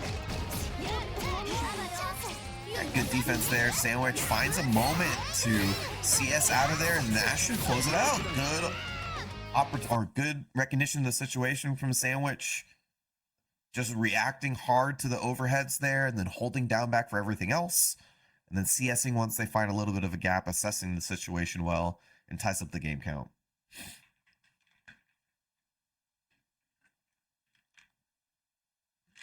Ooh, I like this. You know, Sandwich giving us a nice close set. We love to see it. Yeah, it definitely felt like it was getting away from Sandwich at some point, but I think that at least that round where they got Celestial definitely helped out, stabilized them for a little bit. Sometimes you need something like that, just a round that lets you know that you can do it. Get some hits on the board, and we're all tied up. Wow, able to backdash, not get punished for it. Now we're just playing some nice full screen. Block my moves for a second. Oh, wait, what? Yeah, like the very end of the puff, it looked a little weird. Oh no, tried to get out of the corner there, Sandwich. Thrown back in after Atari finds the hit with the coffin. That goes for C-Hat Ender there, goes for poison them, and catches them on the throw. Doesn't get a full combo off it, but the pressure continues after the CS. A couple of really good shields from Sandwich, but couldn't find the hit after the coffin. Or sorry, couldn't find their way out after the coffin. They're gonna use the super to close it out. Atari once again set point.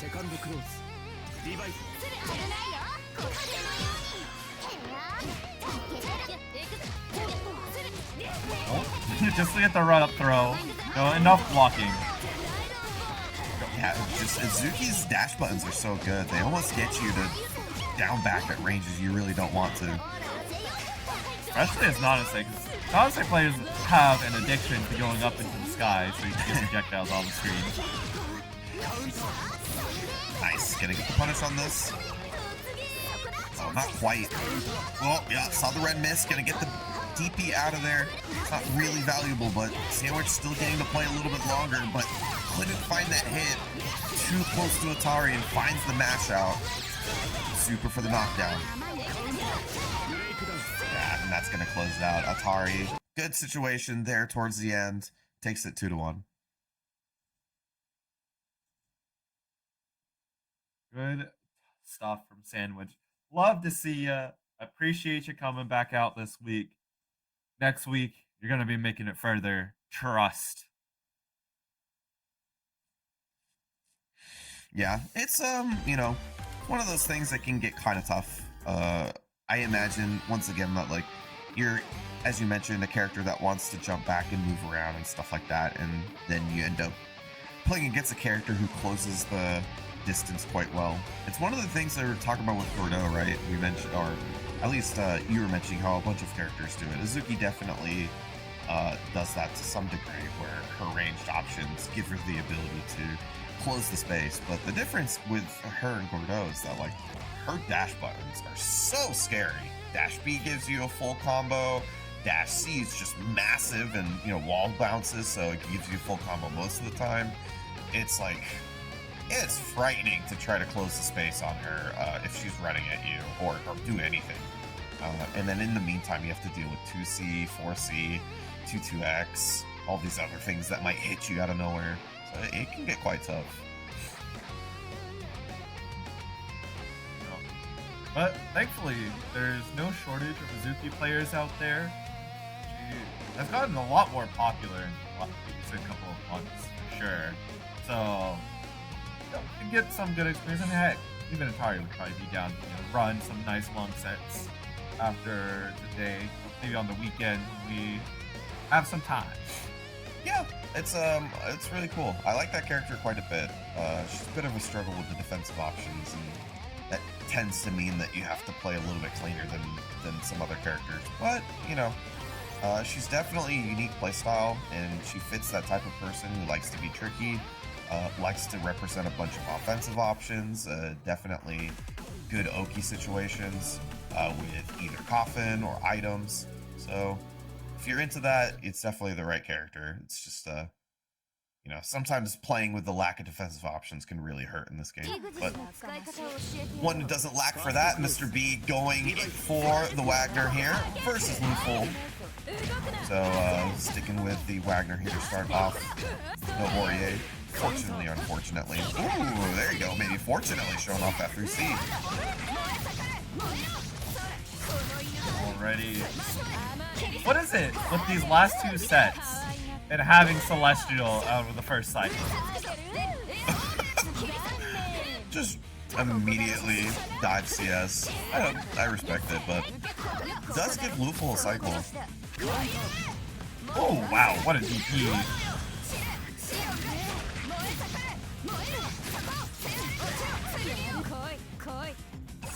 Yeah, I love that. Mr.B just down backing in that situation. Let's cycle turn into their favor first. Doesn't want to give LuFL a chance to shield or throw tech to steal it from them.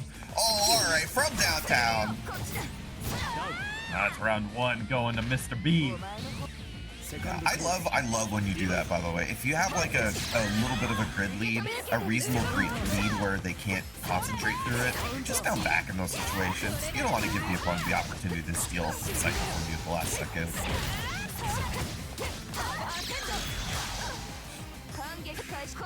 And holy cow, I would have absolutely been throw baited, or at least had started to press a button right there. Mr.B is a much more patient person than I am.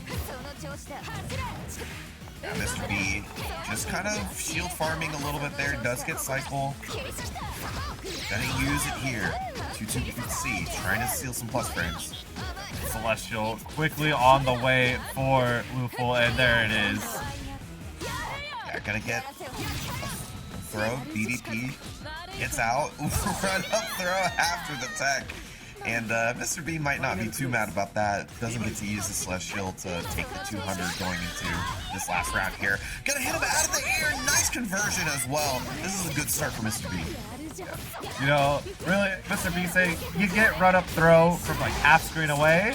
How about I shield charge you from half screen away next? Nice DP.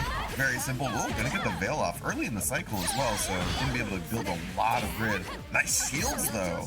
Mr. B is still playing hard to get on that cycle, and a couple of 2 shields on that will guarantee cycle for Mr. B. I'm actually a little surprised. You know, there's a argument to be made that Mr. B shouldn't have used that shield charge hit because it led from having Celestial to just regular Vorpal fight. Yeah, maybe. I mean, we're definitely seeing Mr. B is considering shielding a lot.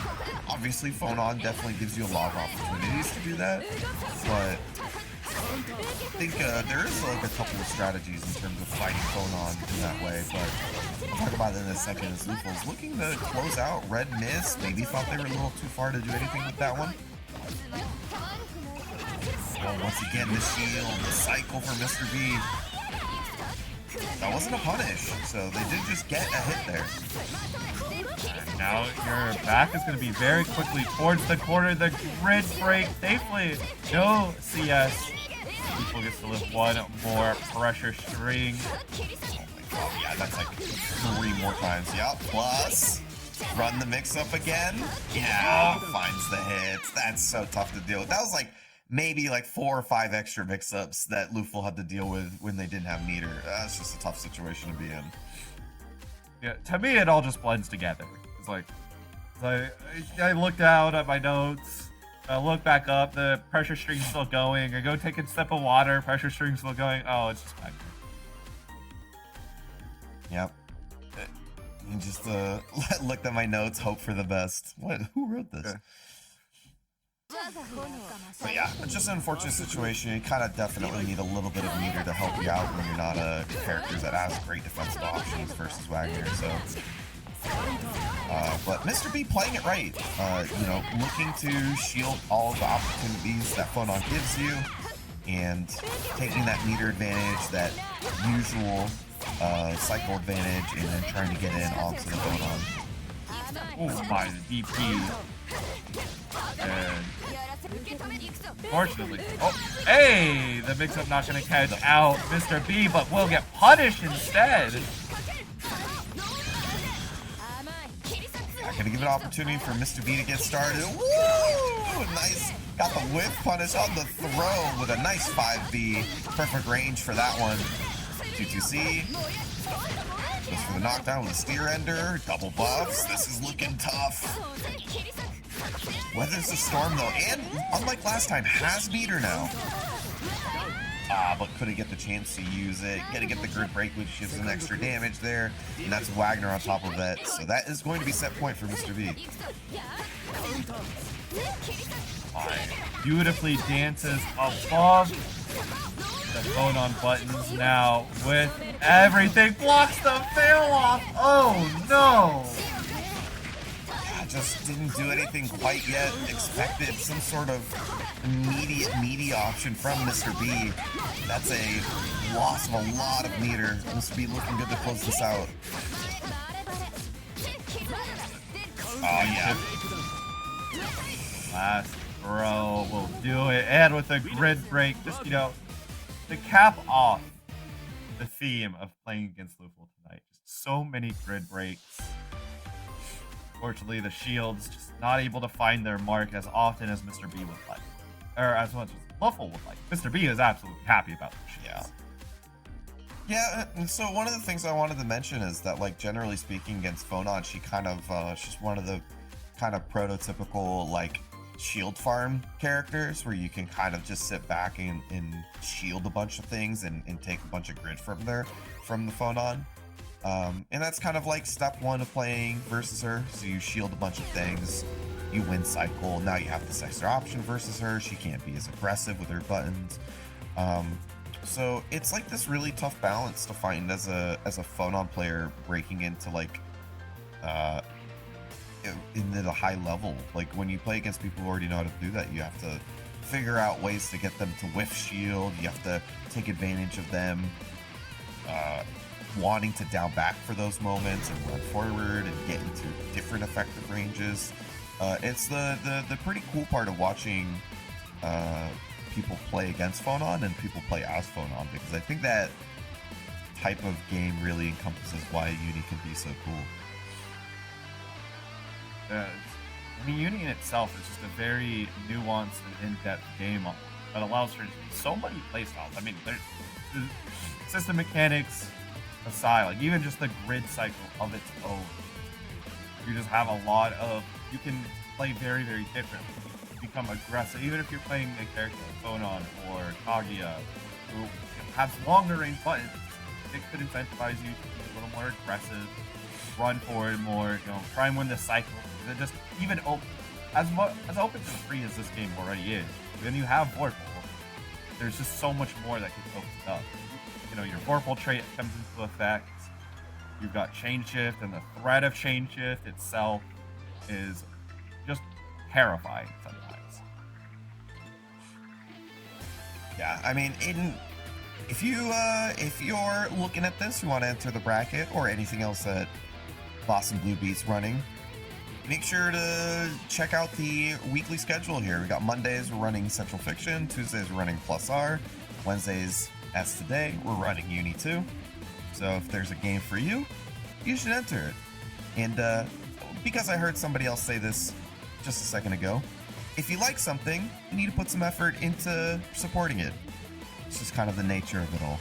So take a little bit of time if you can. If you're off work or you get an extra moment, jump in one of the brackets. They're always fun to play, fun to watch. And also, at least this weekend specifically, Boston Blue Beat's running their offline bi-monthly on November 8th, which has not only the games that you're seeing up here, but also Grand Blue Versus, Melty Blood CC, Strive, Rev 2, Sailor Moon, a bunch of other games for you to play. So check that out if you're in the area. It's always good to play some offlines. If you're in my area, you want to play some UNI2, Risk is this weekend. I think signups are done, but it should be a fun tournament nonetheless. So get out. It's a good weekend to play some video games. It really doesn't feel like it's already time for the big offline for Boston Blue Beat. Yeah, I know I've been telling people about this date for the past month now, but it still does not feel like it's already November 8th. It's that weird weird time in fighting games where we're kind of turning over a little bit, because wars are ending and we're getting the finals at the end of the year, so there's gonna be a couple of months where there's not much, and then once January hits, we start back up again, especially for Uni and Plus R, CF as well, actually, I should say, just Air Dashers anime in general.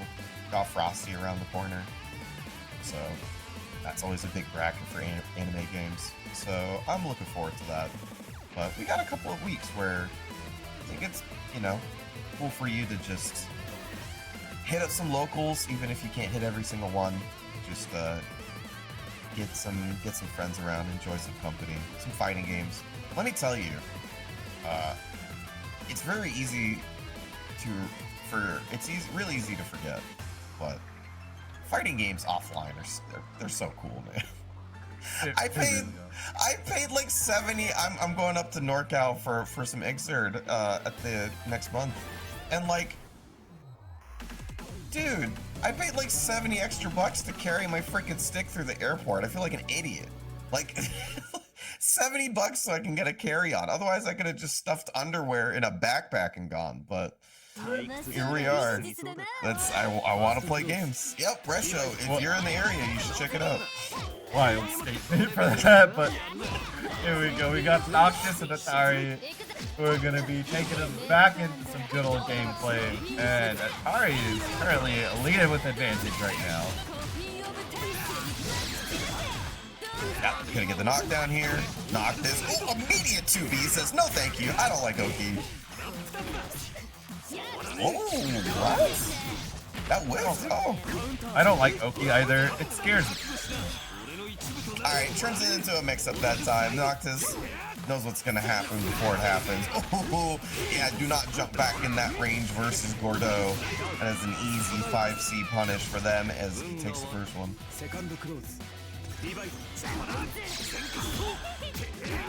Good patience here from Atari, not getting caught out, but makes a turn a little too fast. Got a little too impatient there, and Noctis gonna really show you why you need to keep that block open. Shield. Very nice response there with the Sea Reaper. Yeah, get the pickup as well. Gonna tack on damage here. See what the Ender is. Already took the meter penalty, so not gonna get the 100 just yet. Immediate jump to C. Not gonna get a combo, but comes out of the corner. Snipe with the 2-2B. This is good. Atari finally getting hit, especially with the 200 meter. Gonna be able to get a good knockdown. So that's the bomb, gonna fling it on over. I thought there was a potential the bomb could pull it to VO. That would have been crazy. That's... Oh, the late cancel still had a little bit of VO to work with. Gets the CS for the kill. Good timing from Noctis there. Takes the first one. Yeah, not only was that like the most late cancel possible, that also felt like max range. I was like this close thinking, wait, is that out of range? Yeah, it definitely didn't look like it. On top of which, I felt like when I looked at the VO meter that it was done. Yeah. So it definitely caught me by surprise, but got it at that very last moment. Noctis with the great timing there. Yeah, round start dash B. That's, you know, why wouldn't you? If they're doing literally anything except for something that's gonna blow through it, they're gonna eat a full combo. And even if they block that dash B, you're technically still in the mix-up. Oh my, gotta hit. The grid is a drain and the counter hit will be smelling the end of this round. Yeah, I like Benito's too. Looks like it's going to be close. Yeah, make sure. I don't mind that one bit, especially if you're Izuki. Yeah, I like that adjustment too, because last time Noctis got put into that situation, they had a well-timed 2D. This time, Atari with the meaty 2A, making sure they don't press anything on wake up. Uh-oh. Got one assist. Okay, we're just waking up. We're going with the Totsugeki. Yeah, side switch combo. Very nice. Has a super knockdown, item toss, it's all that time, so it can get really solid. Huh? Okay, yeah, somehow hit behind and still landed forward. Doesn't get a lot of afterwards though. Atari once again finding the hit.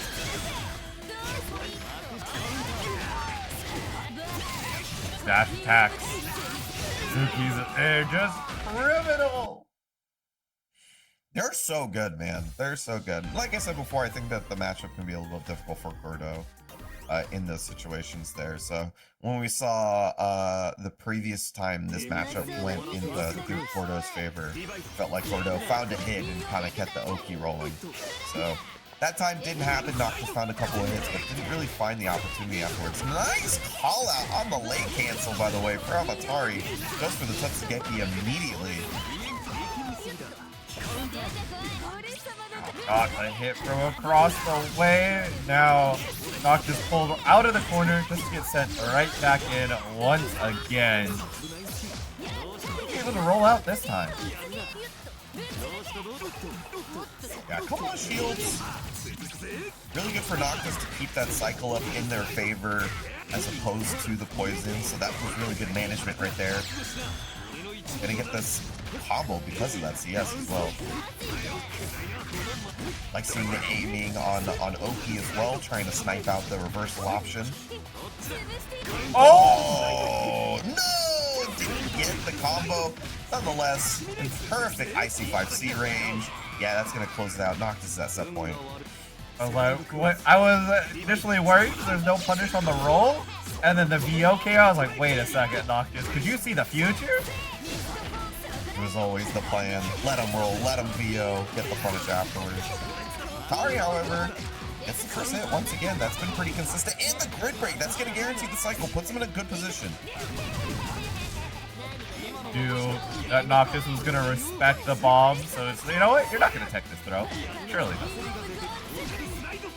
Good respect from Noctis there. Waiting for Atari to do the first thing. get a little negative on the block. Oh my god, got the run up there from downtown. Atari's hit a few people with that.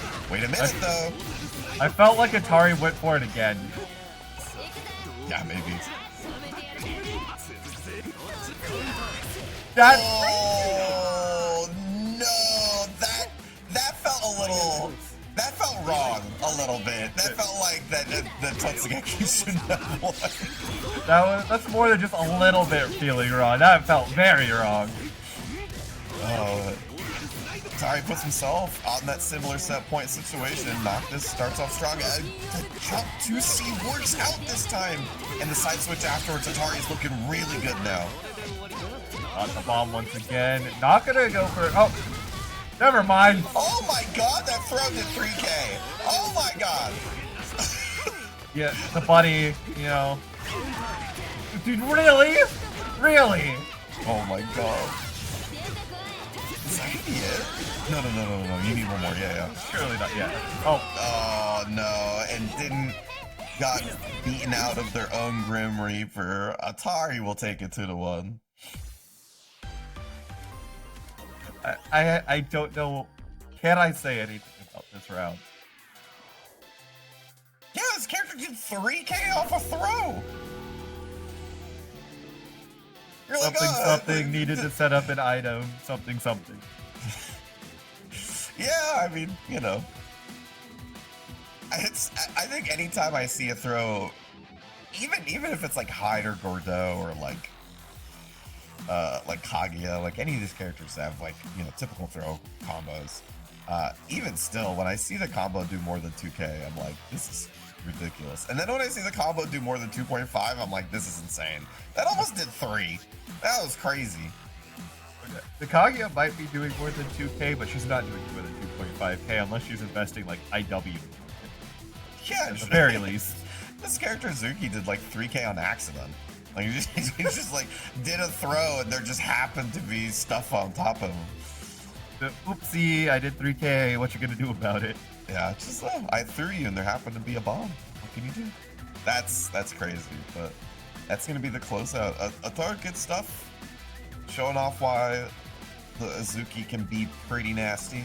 Noctis unfortunately put out at the last moment, but that means we return to winners finals here.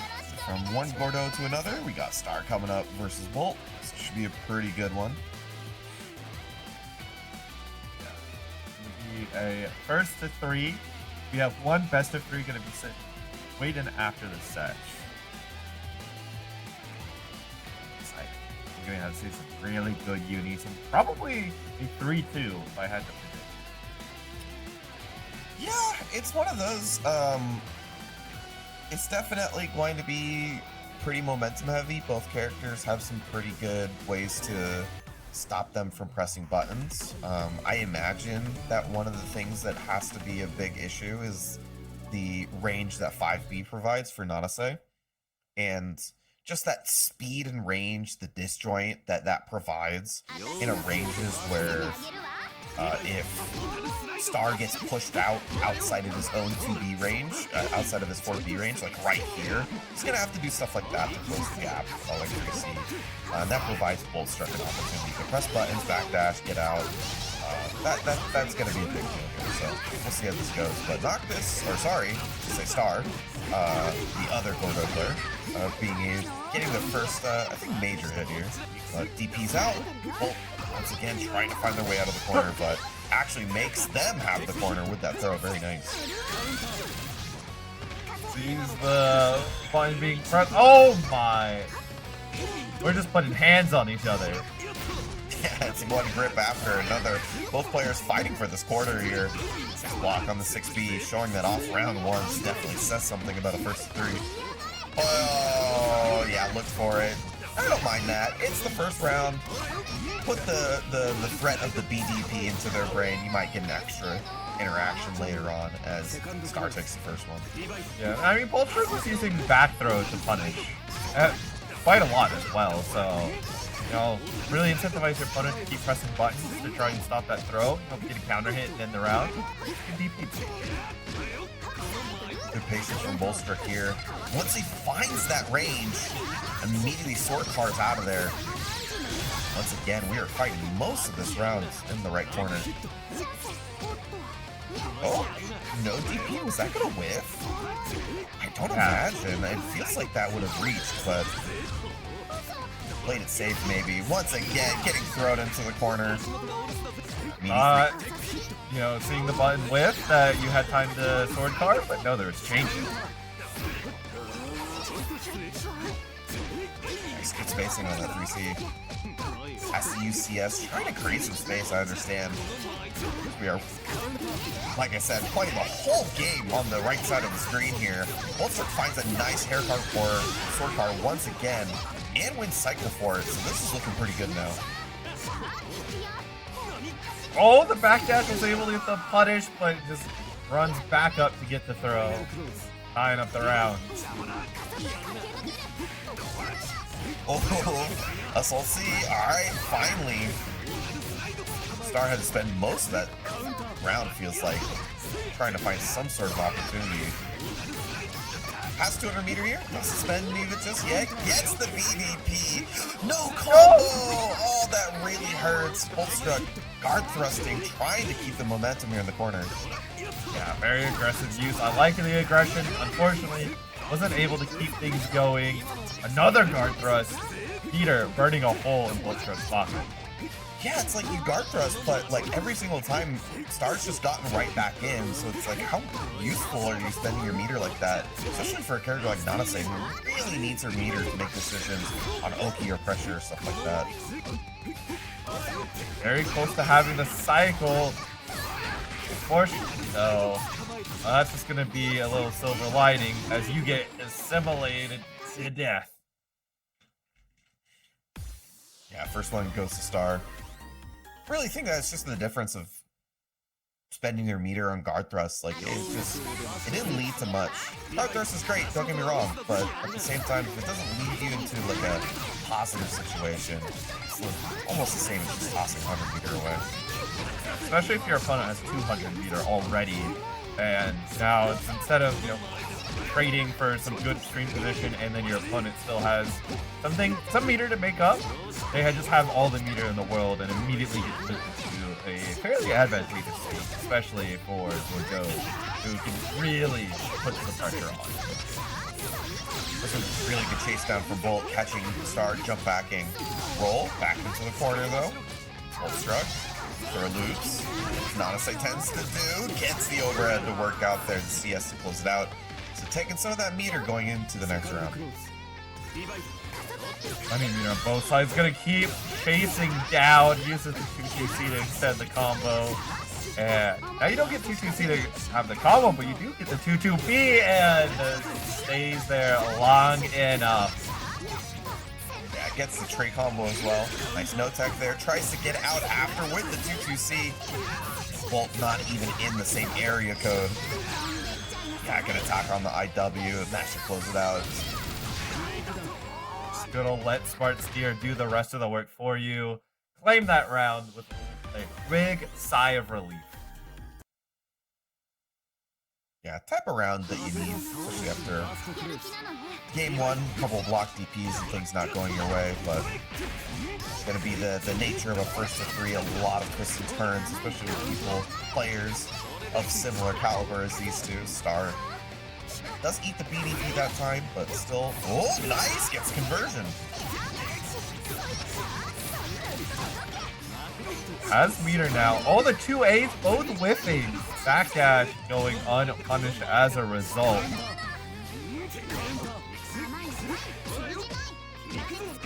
Nice block. Star with still cycle, little down. Yep. Oh, look at the trade. That looked pretty neutral, and Bolt still, however, gets the hit afterwards, so looking pretty good.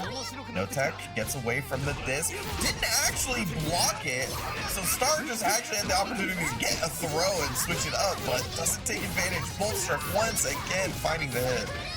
Yeah, won't be able to kill here. Thankfully, if your Star was able to confirm that hit to kill, gets the reversal. And now we're back to mid-screen. It's anybody's game, but that sword card gonna poke down. Boltstruck is now starting to get some advantage going. Immediate gets a 2-2C, the shield gets broke. Yeah, this is a bad situation, Star. Oh, finds the 3C there. Finally flips in that position in a good way. He delays his 3C just enough to get Boltstruck to right into it. Oh no, drop the combo, immediately matches that 5A. Star's out of the corner.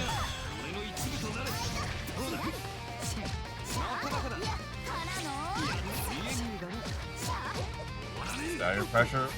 Gonna end it off, you know, sees the change here. It's like, alright, I'm not gonna press any advantage. There's a meter on the table for Star, and is rewarded in that slight sense of patience. Now, putting Star in a terrible situation. The overhead, and not able to kill off of it, but the 2A will do it. Very nice, Boltstruck. Considering the late tech that time, changing the structure just a little bit.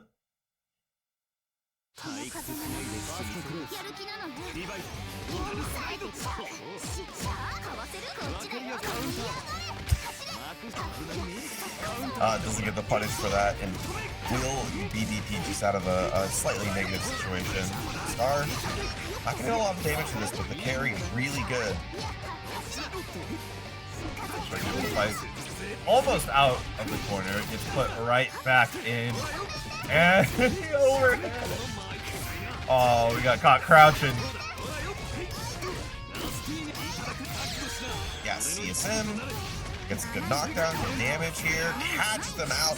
Wasn't able to get the combo off that 2C, but just backs up, has CS, so 3 CCS just covers most of the options on the floor there. Close out for Star, who's trying to tie it up. Are able to, you know, try and push the buttons out there, but Boltstruck's ready with the C punish, the force function. Not gonna find its mark this time around. Boltstruck making a full punish, invested some meter into it as well. Good throw. Nice block that time. Chain shift to keep it safe. Keep Green shield. Yeah, that's no huge damage. No shields to speak of. Couldn't get the whip punish. Gets that 2C out. It saves Star's opportunity. Trying to maybe make something of this round, but it is a tall order. Oh no, wait a minute. Spent meter on us, so maybe he believes. You're still 1 DP. Oh my, that crossed over? Oh no. He needs one more after this. And this is when you start axial ability, trying to go for the reset, the chase down with the dash force function, and the full comeback for Star on a pixel of health will happen. We tie it up 2-2. Yeah, using the IWEX just to really cement in Boltstruck's mind the round that got away. Yeah, it definitely doesn't feel good to lose a game like that, but that was a great read. Star covering a couple of good options with that dash effect.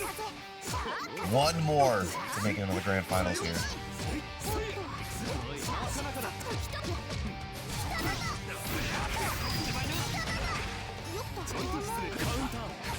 Trade incredibly in Boltstruck's favor, so much so that he's gonna trade combo from it. Oh no, accidentally crossed up there. Get the throw. No tech, and dashes him into the corner. Good recognition from Boltstruck. Back in the 2-2C. Ooh. Over the options, but no one was punished for anything. Yeah, that was a good backdash out there from Star, but wasn't able to get any offense going after the good defensive situations. Boltstruck once again finding the hit. Dive CS. Looking for that response there. Or, sorry, I should say Star. Been really good at not pressing after dive. But Boltstruck closes it out with another throw. This is going to be set point. Double disc.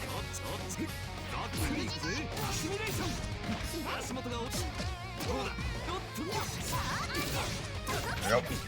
Yeah, finds the hit here after the ascend. Just going a little awry there. Boltstruck gonna secure cycle for this too. Oh, got continuing to block. Standing, gets hit by the low. 200 meter for both players. A lot of scary things that come out really, really quickly. And the stack that smiles back. And that Dog Star going for a mash, expecting Bolt to run at him. I mean, he is changing up his options defensively on EX. Oh, there it is. Another one, just using an invincible super to blow through the situation. Oh my.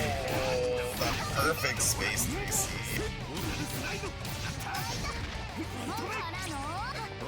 Just jumps out of the corner, puts Star back into it, but only finds the body option. And now we are at final game, final round.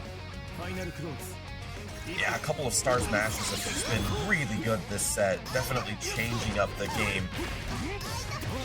Finds a throw here, not going to be a lot of damage, but does carry the opponent in the corner. Nice block on that OP2B. No! Immediately runs into Star. TK Mortal. Oh, no. There's a lot of life to make up for Boltstruck's side. Not a lot of life left. There's 2 touches of Veil off being baited out. There's only one last round, even just in the sim after this combo. Yeah, 2-2C. Gonna go for a good knockdown here. Does have a lot of holds up on his wake up expecting that throw, but gets the knock on the noggin. Boltstruck with an opportunity, but Star with cycle. Holding on to it. Presses instead of CS. Was too far for the CBO. Dash up IW. No! What is going on? Why does that hit behind? I don't know, but Bolt trying his best to play a fight against fate. Gets the dive. Plus frame, CS is the situation. Bolt takes corner once again, gets the grid throw. It's gonna be enough damage, and Bolt takes it on the final round, 3-2, and moving on in the grand finals. What a set.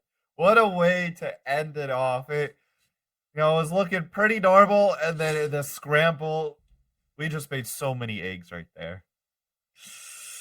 The year is 2015. People get hit by Gord IW after it's blocked. The year is 2025. People get hit by Gord after IW is blocked. It will always happen. The more things change, the more they stay the same. It really is. It really is the truth. We'll be here in 2035 even. People will still get hit. Oh yeah, absolutely. After they get to block it. Absolutely. My kids will be playing Uni4, they'll get hit by Gord IW. Will you be the one that teaches them? To get hit by Gord IW? I'll teach them. You gotta, this is right here. You block all of these moves, and then you punish here. And they'll still get hit by it because they'll be Uni players.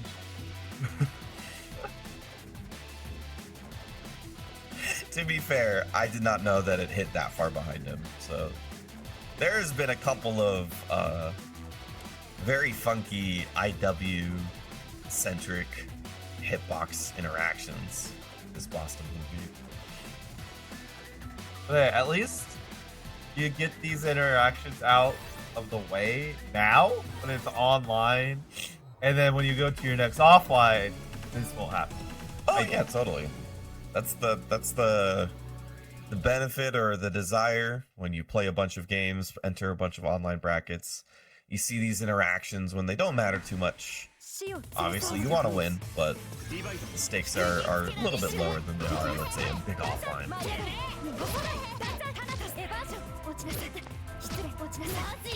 Oh my, that's devious.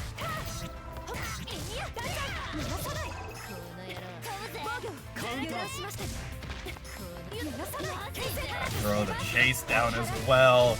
Atari is just getting run down with no respite being given. Get the chain shift here though.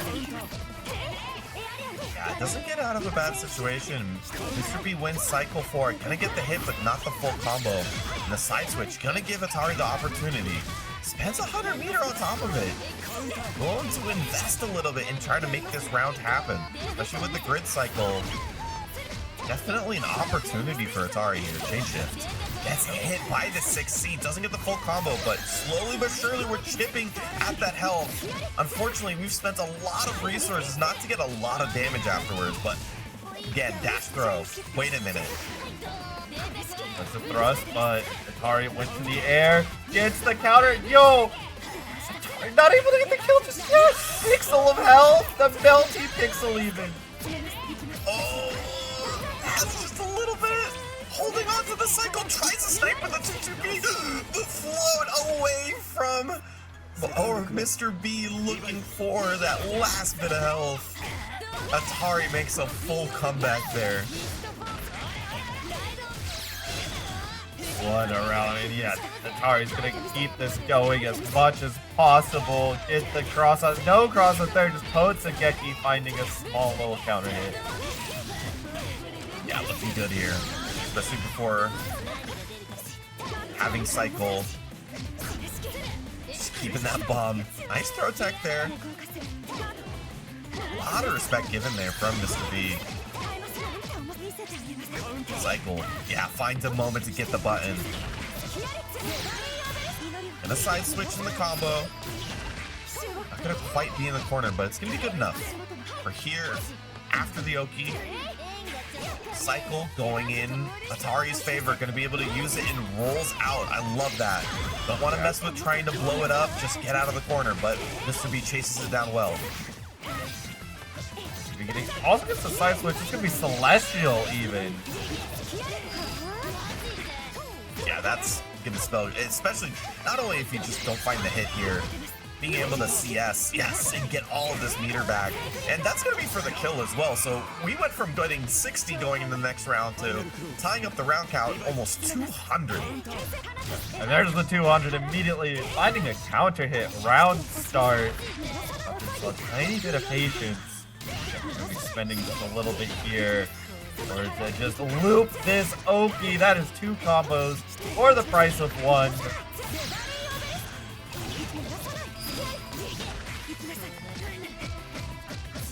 Yeah, looking good here. You do have to worry about that 100 meter that Atari can represent, but doesn't find an opportunity.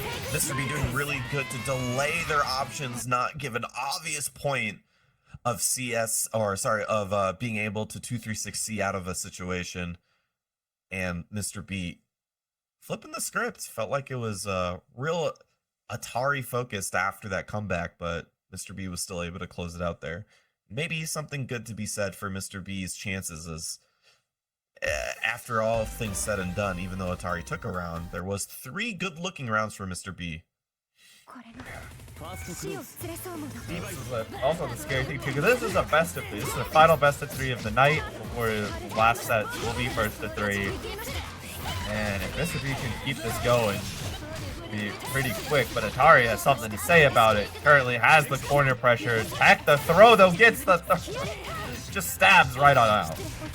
Yeah, the dash C's have been really good, right? Like, a lot of the times it feels like the dash C's, what's opening up Atari is maybe Mr. B trying to cover that space before Atari gets the opportunity. But, oh, gonna find a Tatsugeki here. Goes for the side switch combo, very nice. Does have 200 meter to work with. Gonna spend a little bit just to get a good knockdown. We're gonna spend a lot of it, actually. Didn't expect the C-Geki afterwards, but that it was what we happened here, and somehow Atari still has like 150 meters. Yeah, so some strange meter efficiency going on the side from Atari. Mr. B trying to find something from this full screen position. The thrust gets it, and that's gonna be a cash and out. Still needs 1 more confirm. Even a throw is going to do it at this point. Good blocks. Oh, got the hit, but no confirm. Tried to go to TRM, but doesn't find it. Atari spending once again for the resources. Gets away from the super. Very nice. And we're back in neutral, but we thrust right back in and win CS. That's not a scary thing to do at all. Mr. B, set point.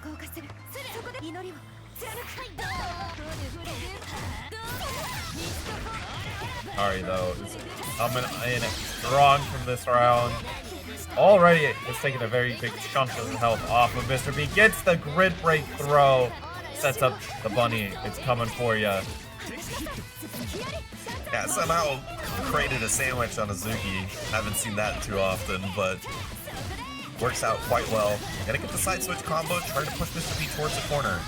Spend some meter to get a good knockdown as well. Doesn't even go for the item toss that time and just sets up a full 4C. Trying to extend this game a little bit longer.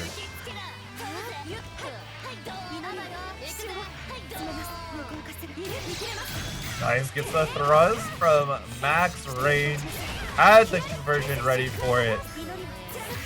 Look at all this power, all this meter, has the cycle, gets a grid break as well. It's going bad to worse for Atari.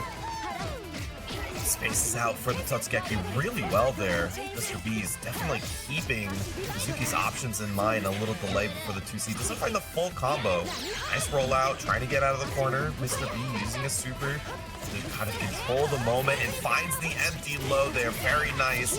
I think with some meter, that should be able to close it out. Mr. B takes it, moving on through the bracket. Just an excellent fight from Atari. But with Mr. B, who's just looking on another plane this bracket. Had a lot of correct thrusts. I mean, after that first incredible comeback, it looked like Mr. B just dug in the heels and said, no more. This set is mine, and I want it that bad. Yeah, it's Mr. B was doing really well. I think the best thing that I can say about that, how that set went, is that he kept the Zuki's options in mind really well. There was a lot of stagger pressure when Mr. B felt like a C Geki, a C Totsugeki was the biggest issue, the main consideration for the defensive option, because it was like a real heavy pressure situation or a low health situation. So in those situations, I felt like Mr. B played extremely well, and it didn't even feel like Atari had the opportunity to send it on like a possibility for something to work out, because it didn't even feel like he was in the right area to do it. So in that sense, Mr. B played the matchup really well. So good stuff, and the reward is a 1-3 going into losers finals versus Star. So we'll see if Star can make it back to the grand finals versus Bolt, or if Mr. B will have their opportunity versus the Nanase. Time will tell, and right now Mr. B, has Star into the corner, gets a good counter hit, first blood, and this is a very strong start to make if you're wanting to get up to grand finals. Yeah, especially with cycle to boot as well. Had to spend the meter for the good knockdown. Orye won't mind for sure, especially with the cycle advantage. As of right now, gotta find the hit once again. Spend cycle before, or sorry, spend CS before the cycle turns over. So gonna give Star this wake up CS. A little bit delayed, but baits it out really well. Mr. B's been pretty good at that, just waiting, low committal options until they see the CS that needs to be used defensively if they have any chance, baits it out, and then gets the kill. But Star has some thoughts, has some words. Star, I don't really like that backdash there. It kind of gave cycle kind of too easily to Mr. B. I know they wanted to play their health, but after that throw attack, really couldn't stand their ground. Nice side switch. After the thrust, trying to keep the positioning in mind here. Star wins cycle. A little bit more control of their moment now. They do need to make a little bit of health. Oh! Man, finding these dash FFs throughout the day so far, it's been working out really well for Star. Now the opponent's in the corner, and immediately the BDP does not want to give Star a chance to get the momentum going. You're pressing after chain shift? I'm telling you, I really feel like that's the one thing that's kept Mr. B in the tournament, is these reads around CS, whether when they want to use it or what happens post CS, has been really strong throughout the bracket. Counter poke.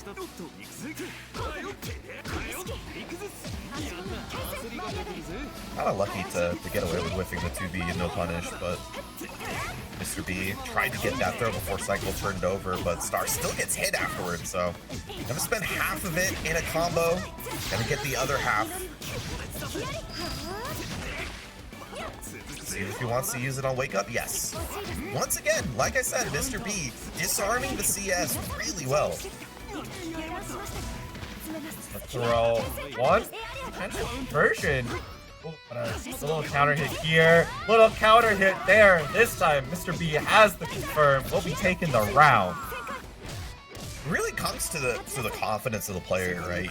When you're confident that you can win neutral, you're not gonna mind if the opponent uses CS in neutral, because that pause means nothing if you're not doing anything at that moment. So you just, let them use CS, win neutral after. If you're confident, that's an option that's afforded to you.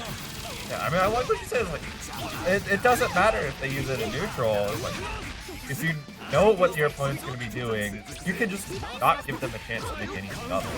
What's that 200 meter doing if you're not actively in a position to make use of it? You're not going to be pressing any specials, any IWs. Oh, that throw one Mr.B cycle. Gonna use it very defensively on that Oki situation, trying to see if Star wants to bust out with that meter. Oh, there it is. Ooh. Yeah, reaches in, steals some grit out of Aurier's pocket. Mr.B wins cycle after that Star backdash. He was trying to shimmy, doesn't find the hit. The guard thrust, that's it for Star's meter though. Mr.B still has 100. Going to win the cycle? No! But it does not matter. Yeah, I was gonna say the walk back actually kind of killed Mr.B winning cycle, but it was able to close it out before he got the chance to use it, immediately thrusting back in and using that meter. So great stuff, Mr.B. Once again, like I said, just playing around CS a little better than Star. I feel like that's been the big difference.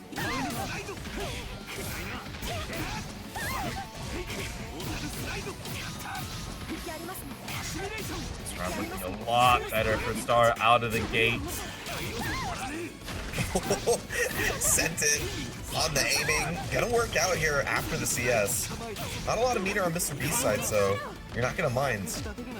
Oh, a nice little DP. Gonna find its mark. Mr.B finds a secondary hit. Now, that meter is looking a little scary. Spends a little bit of it here. Look at that. Oh no, just gets punished. Yeah, I wonder what they were doing in that moment. But and that wonderful huge 2A that Gordo has. Great range for its great range for its speed. So it can cover some spaces at a speed that other buttons cannot. Stars starting to find some momentum here, starting to feel themselves into the game. BBB definitely on the back foot this game so far, but able to control this neutral quite a bit. Never mind, gets counter hit. Boy, the reversal throw doesn't get the damage in time though, and Star will win cycle for it. Uses CS on Wake Up, plus frames. Needs to get this hit before Mr.B wins cycle. That's big. They're gonna take a lot of health out of this one, and it's gonna be nearly a one-touch situation for Star. Immediately change shift, sees that there's a DP opportunity to take.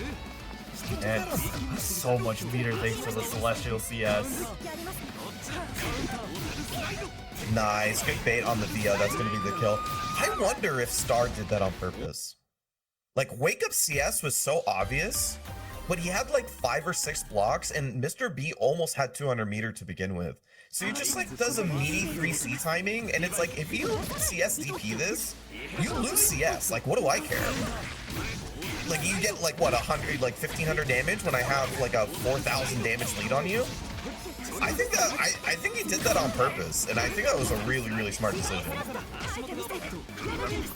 I mean, like, especially in that situation, like you said, huge damage, life lead advantage. What's spending like 1500, maybe 2000 of that life? You're still in advantage state. You still get to attack again, but also the reward is you just win the game. You just saw. Yeah, good shielding for Mr.B though. Went all the way up to Celestial and then cast it out immediately. We're seeing what that matters, or what that means right now. 5k damage into a great Oki setup. Control over Star in the corner. Mr.B trying to steal that momentum back. Doing a really good job, but you get slid on. Hold up, your DMs were wide open. Yeah, wait a minute here. Cycle turns over for Star. There's something.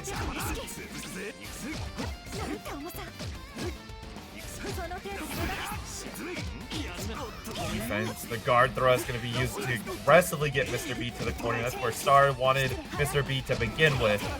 Now we've got crossed over. Peter's going to be expended just to try and keep Pressure String alive. Ooh, nice. Felt like he was going to get that CSM while Mr.B landed, but Thanatos at the last moment stalling Mr.B's in the air for a second longer, and that's going to be set point. Wow, just trusted in order to press out of the corner. Lots of meter here. Going to be spending at least 100 of it, getting the cycle once more. So chain shift is available. Gets early used. Pressure and the place you want. Trade in neither's favor, but cycle almost turned over. That's a shield for Mr.B that wins cycle at the last second. What I talked about before, sometimes it's better not to do anything in those round or those end cycle situations. There is a very real situation where the strongest thing you can do in a fighting game is just do nothing.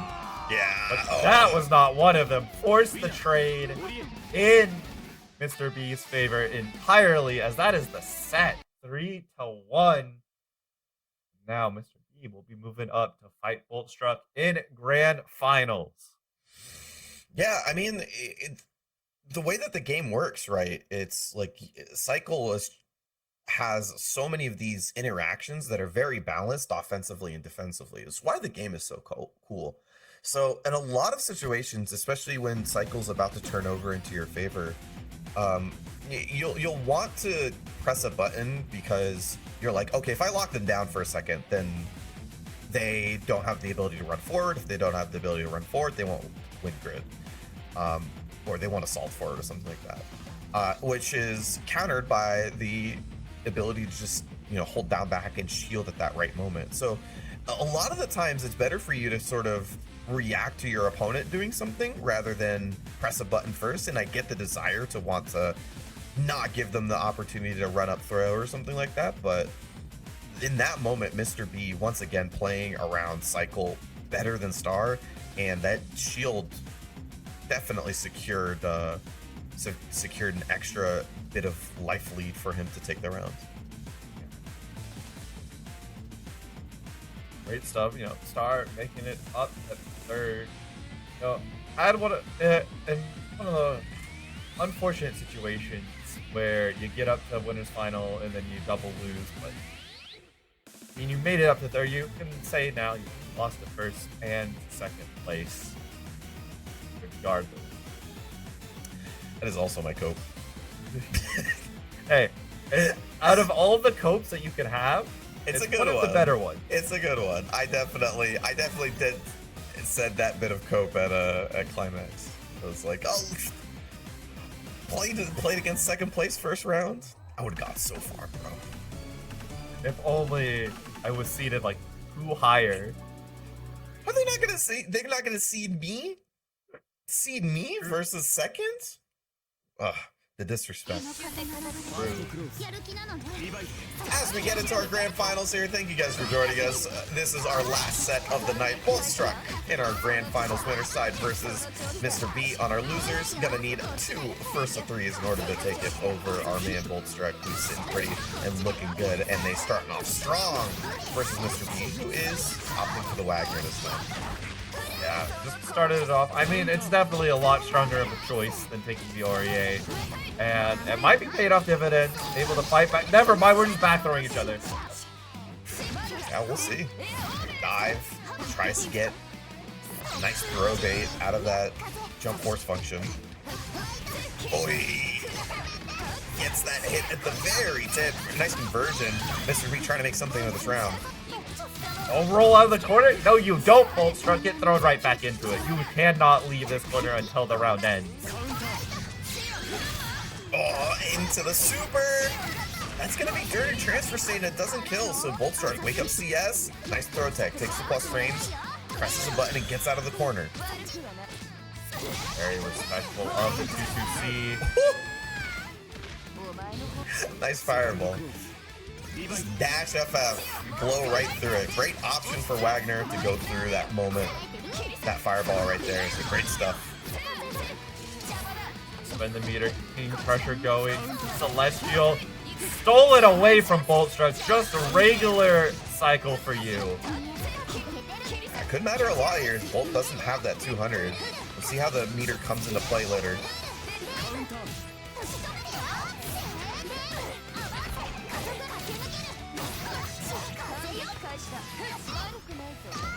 Be a little bit patient. Gotta give Mr.B the respect that's deserved. Gets the throw. And the roll is gonna get stopped in its tracks with the shield charge. Ooh. This puts you in a bad situation. You're only a pixel of health left and you have 200 meter. You know, you don't necessarily want to spend it. Maybe if he converted that hit, you would have spent it. But yeah. Kind of want to just find the end situation. Didn't get him to spend meter, so he's going into this final round with 100 less, and Mr.B finds the first hit. Yeah, this is looking very nice for Mr.B there. Probably was trying to engineer a situation where Boltstruck either dies or spends the 100 meters, so the start of the round was a little bit scarier. But Boltstruck has now crossed the threshold, back up to 200 meter, now has a life lead, has cycled.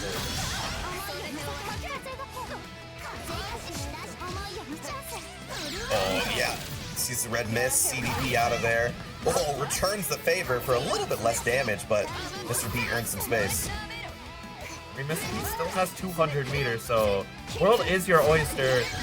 And here we go, just gonna continue on and go, and the throw gets tacked. Great defense from Bolt there. 3 or 4 mix-up situations and gets through all of them really well.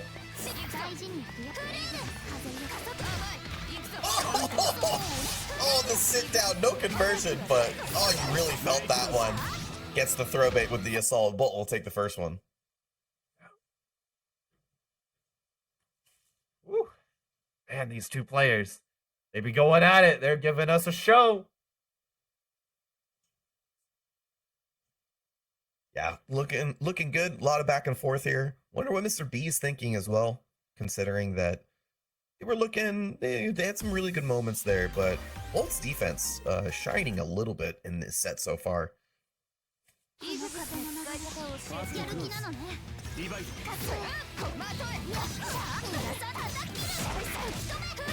Fight on back. Boltstruck taking this lead early in the round, getting the throw, but it's tacked.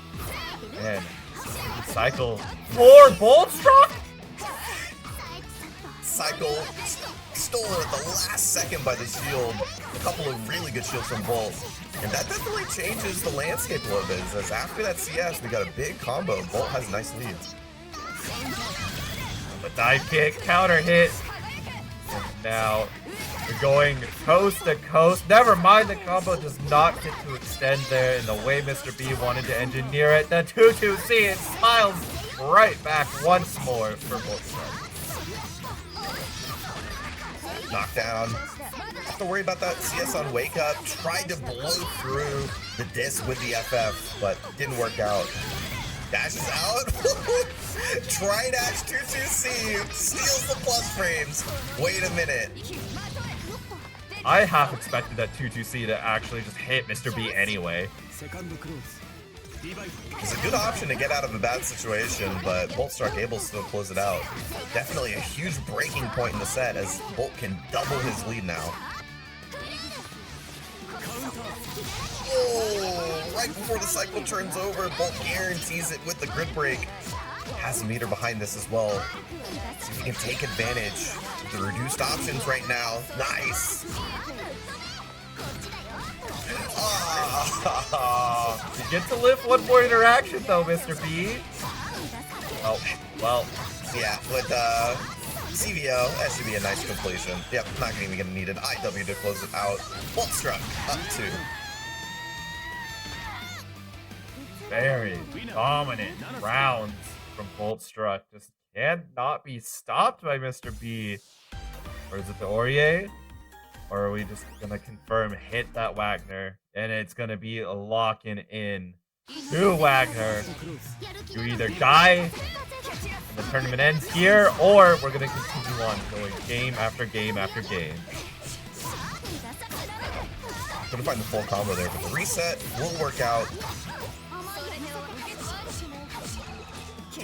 Oh, yeah, there you go. Good patience there from Mr.B. Boltstruck looking for that shield.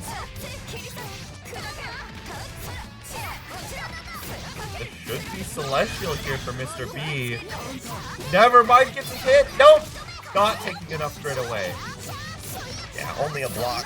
Needed a little bit more to get through to Celestial, so that's going to be Cycle. Huge for Mr.B. Yeah, I was going to say, even if you don't win the round, being able to CS and get all that meter for the next round might give you a bit of a better situation. But this is tournament point for Boltstruck. Yo, the white woman normal just reached long enough. I'll stack them on. I don't know if he meant to do double 2-2C. Is there a reason to I guess you put burn? You get buffs and burn? Seems expensive still.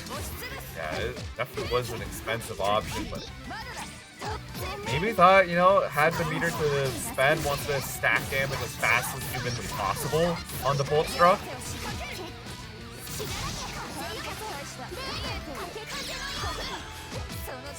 Yeah, I mean, I can understand that to some degree if you're finally getting a moment. But no punish on the DP.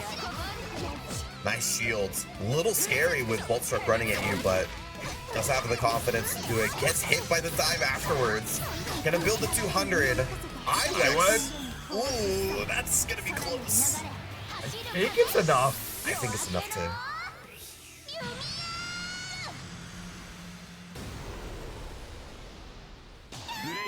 And it is! Oh, there it is. With the IWX, Boltstruck will take a 3-0 over Mr.B and is going to be this week's Boston Blue Beat Online UNI2 champion.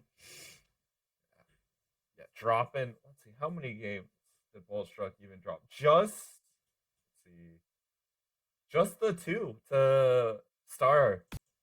Otherwise, was undefeated today. Yeah, looked pretty good and definitely played with a lot of confidence, a lot of really good decision making, just running the game, the Nanase game really well. So that looked great. And Mr.B found a couple of moments, but nothing changed, nothing leading into one another, and there's just a lot of really good defensive plays from Boltstruck that made it feel like it was just a little too difficult for Mr.B to find that crack in the armor. So unfortunate, but nonetheless, second place, a great position, especially for dual maining. Jesus. That's been good play from both the Wagner and the Aurea this weekend. I mean, that just makes you a very scary competitor too, because, you know, even though we know there's going to be a patch on the horizon sometime that are going to contain a decent chunk of nerfs, nerfs aren't going to be applied in a universal fashion necessarily, so one character might be coming out of that patch a lot stronger than the other, and if there's both of them are already this scary, who knows what a new meta. Yeah, I mean, definitely something to talk about in the near future. As of right now, it's like, I feel like we're still feeling out the changes of the small patch, I'll call it. And it's, I think the full ramifications of what that entails hasn't been fully felt yet. A lot of people are still kind of doing the same thing, even with the less reward, because there's still strong tools to be done. But how it plays out in the end, we'll see. So yeah, I'm looking forward to it. I think that there's still a little bit more to learn on this patch, but whenever it happens, and until then, you gotta keep on keeping on, keep mashing the online brackets. And if there is, if you watch this and you thought, damn, that was a cool bracket, I'd like to be a part of that, well, it's here every week, so check that out. We're also running BBCF and Plus R on Monday and Tuesday respectively. Wednesdays is our UNI2 day, as you saw today, all at 8 p.m. Eastern. They're all free to enter, so just check out the link and just enter the tournament at whenever you can. We're also running the Boston Blue League offline bi-weekly this week on November 8th, which features the games that you see here. and also a couple other games, including Grand Blue, Current Code, Strive, Rev 2, and Sailor Moon. So a bunch of games, really fun games, a lot of games that I've been playing a shit ton recently. So check that out if you're in the area. It's definitely great to play offline brackets. And one last thing, by the way, Matt Trino just got thrown in chat. If you're just tuned in or you're just coming around, really appreciate it if you took a code on the way out. That'd be a nice treat for the players. So thank you guys so much. Looks like we have 18 codes left. So if I can get a couple of you guys to do that, I'll chip in a moment, and that'd be really appreciated. So thank you guys so much for that extra little bit of time it takes to do that.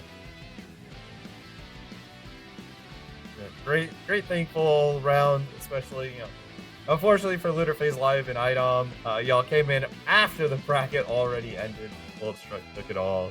But we do thank you for coming on. We're going to be chaining into ENS for their bracket. And very much appreciate everyone who stuck around with us.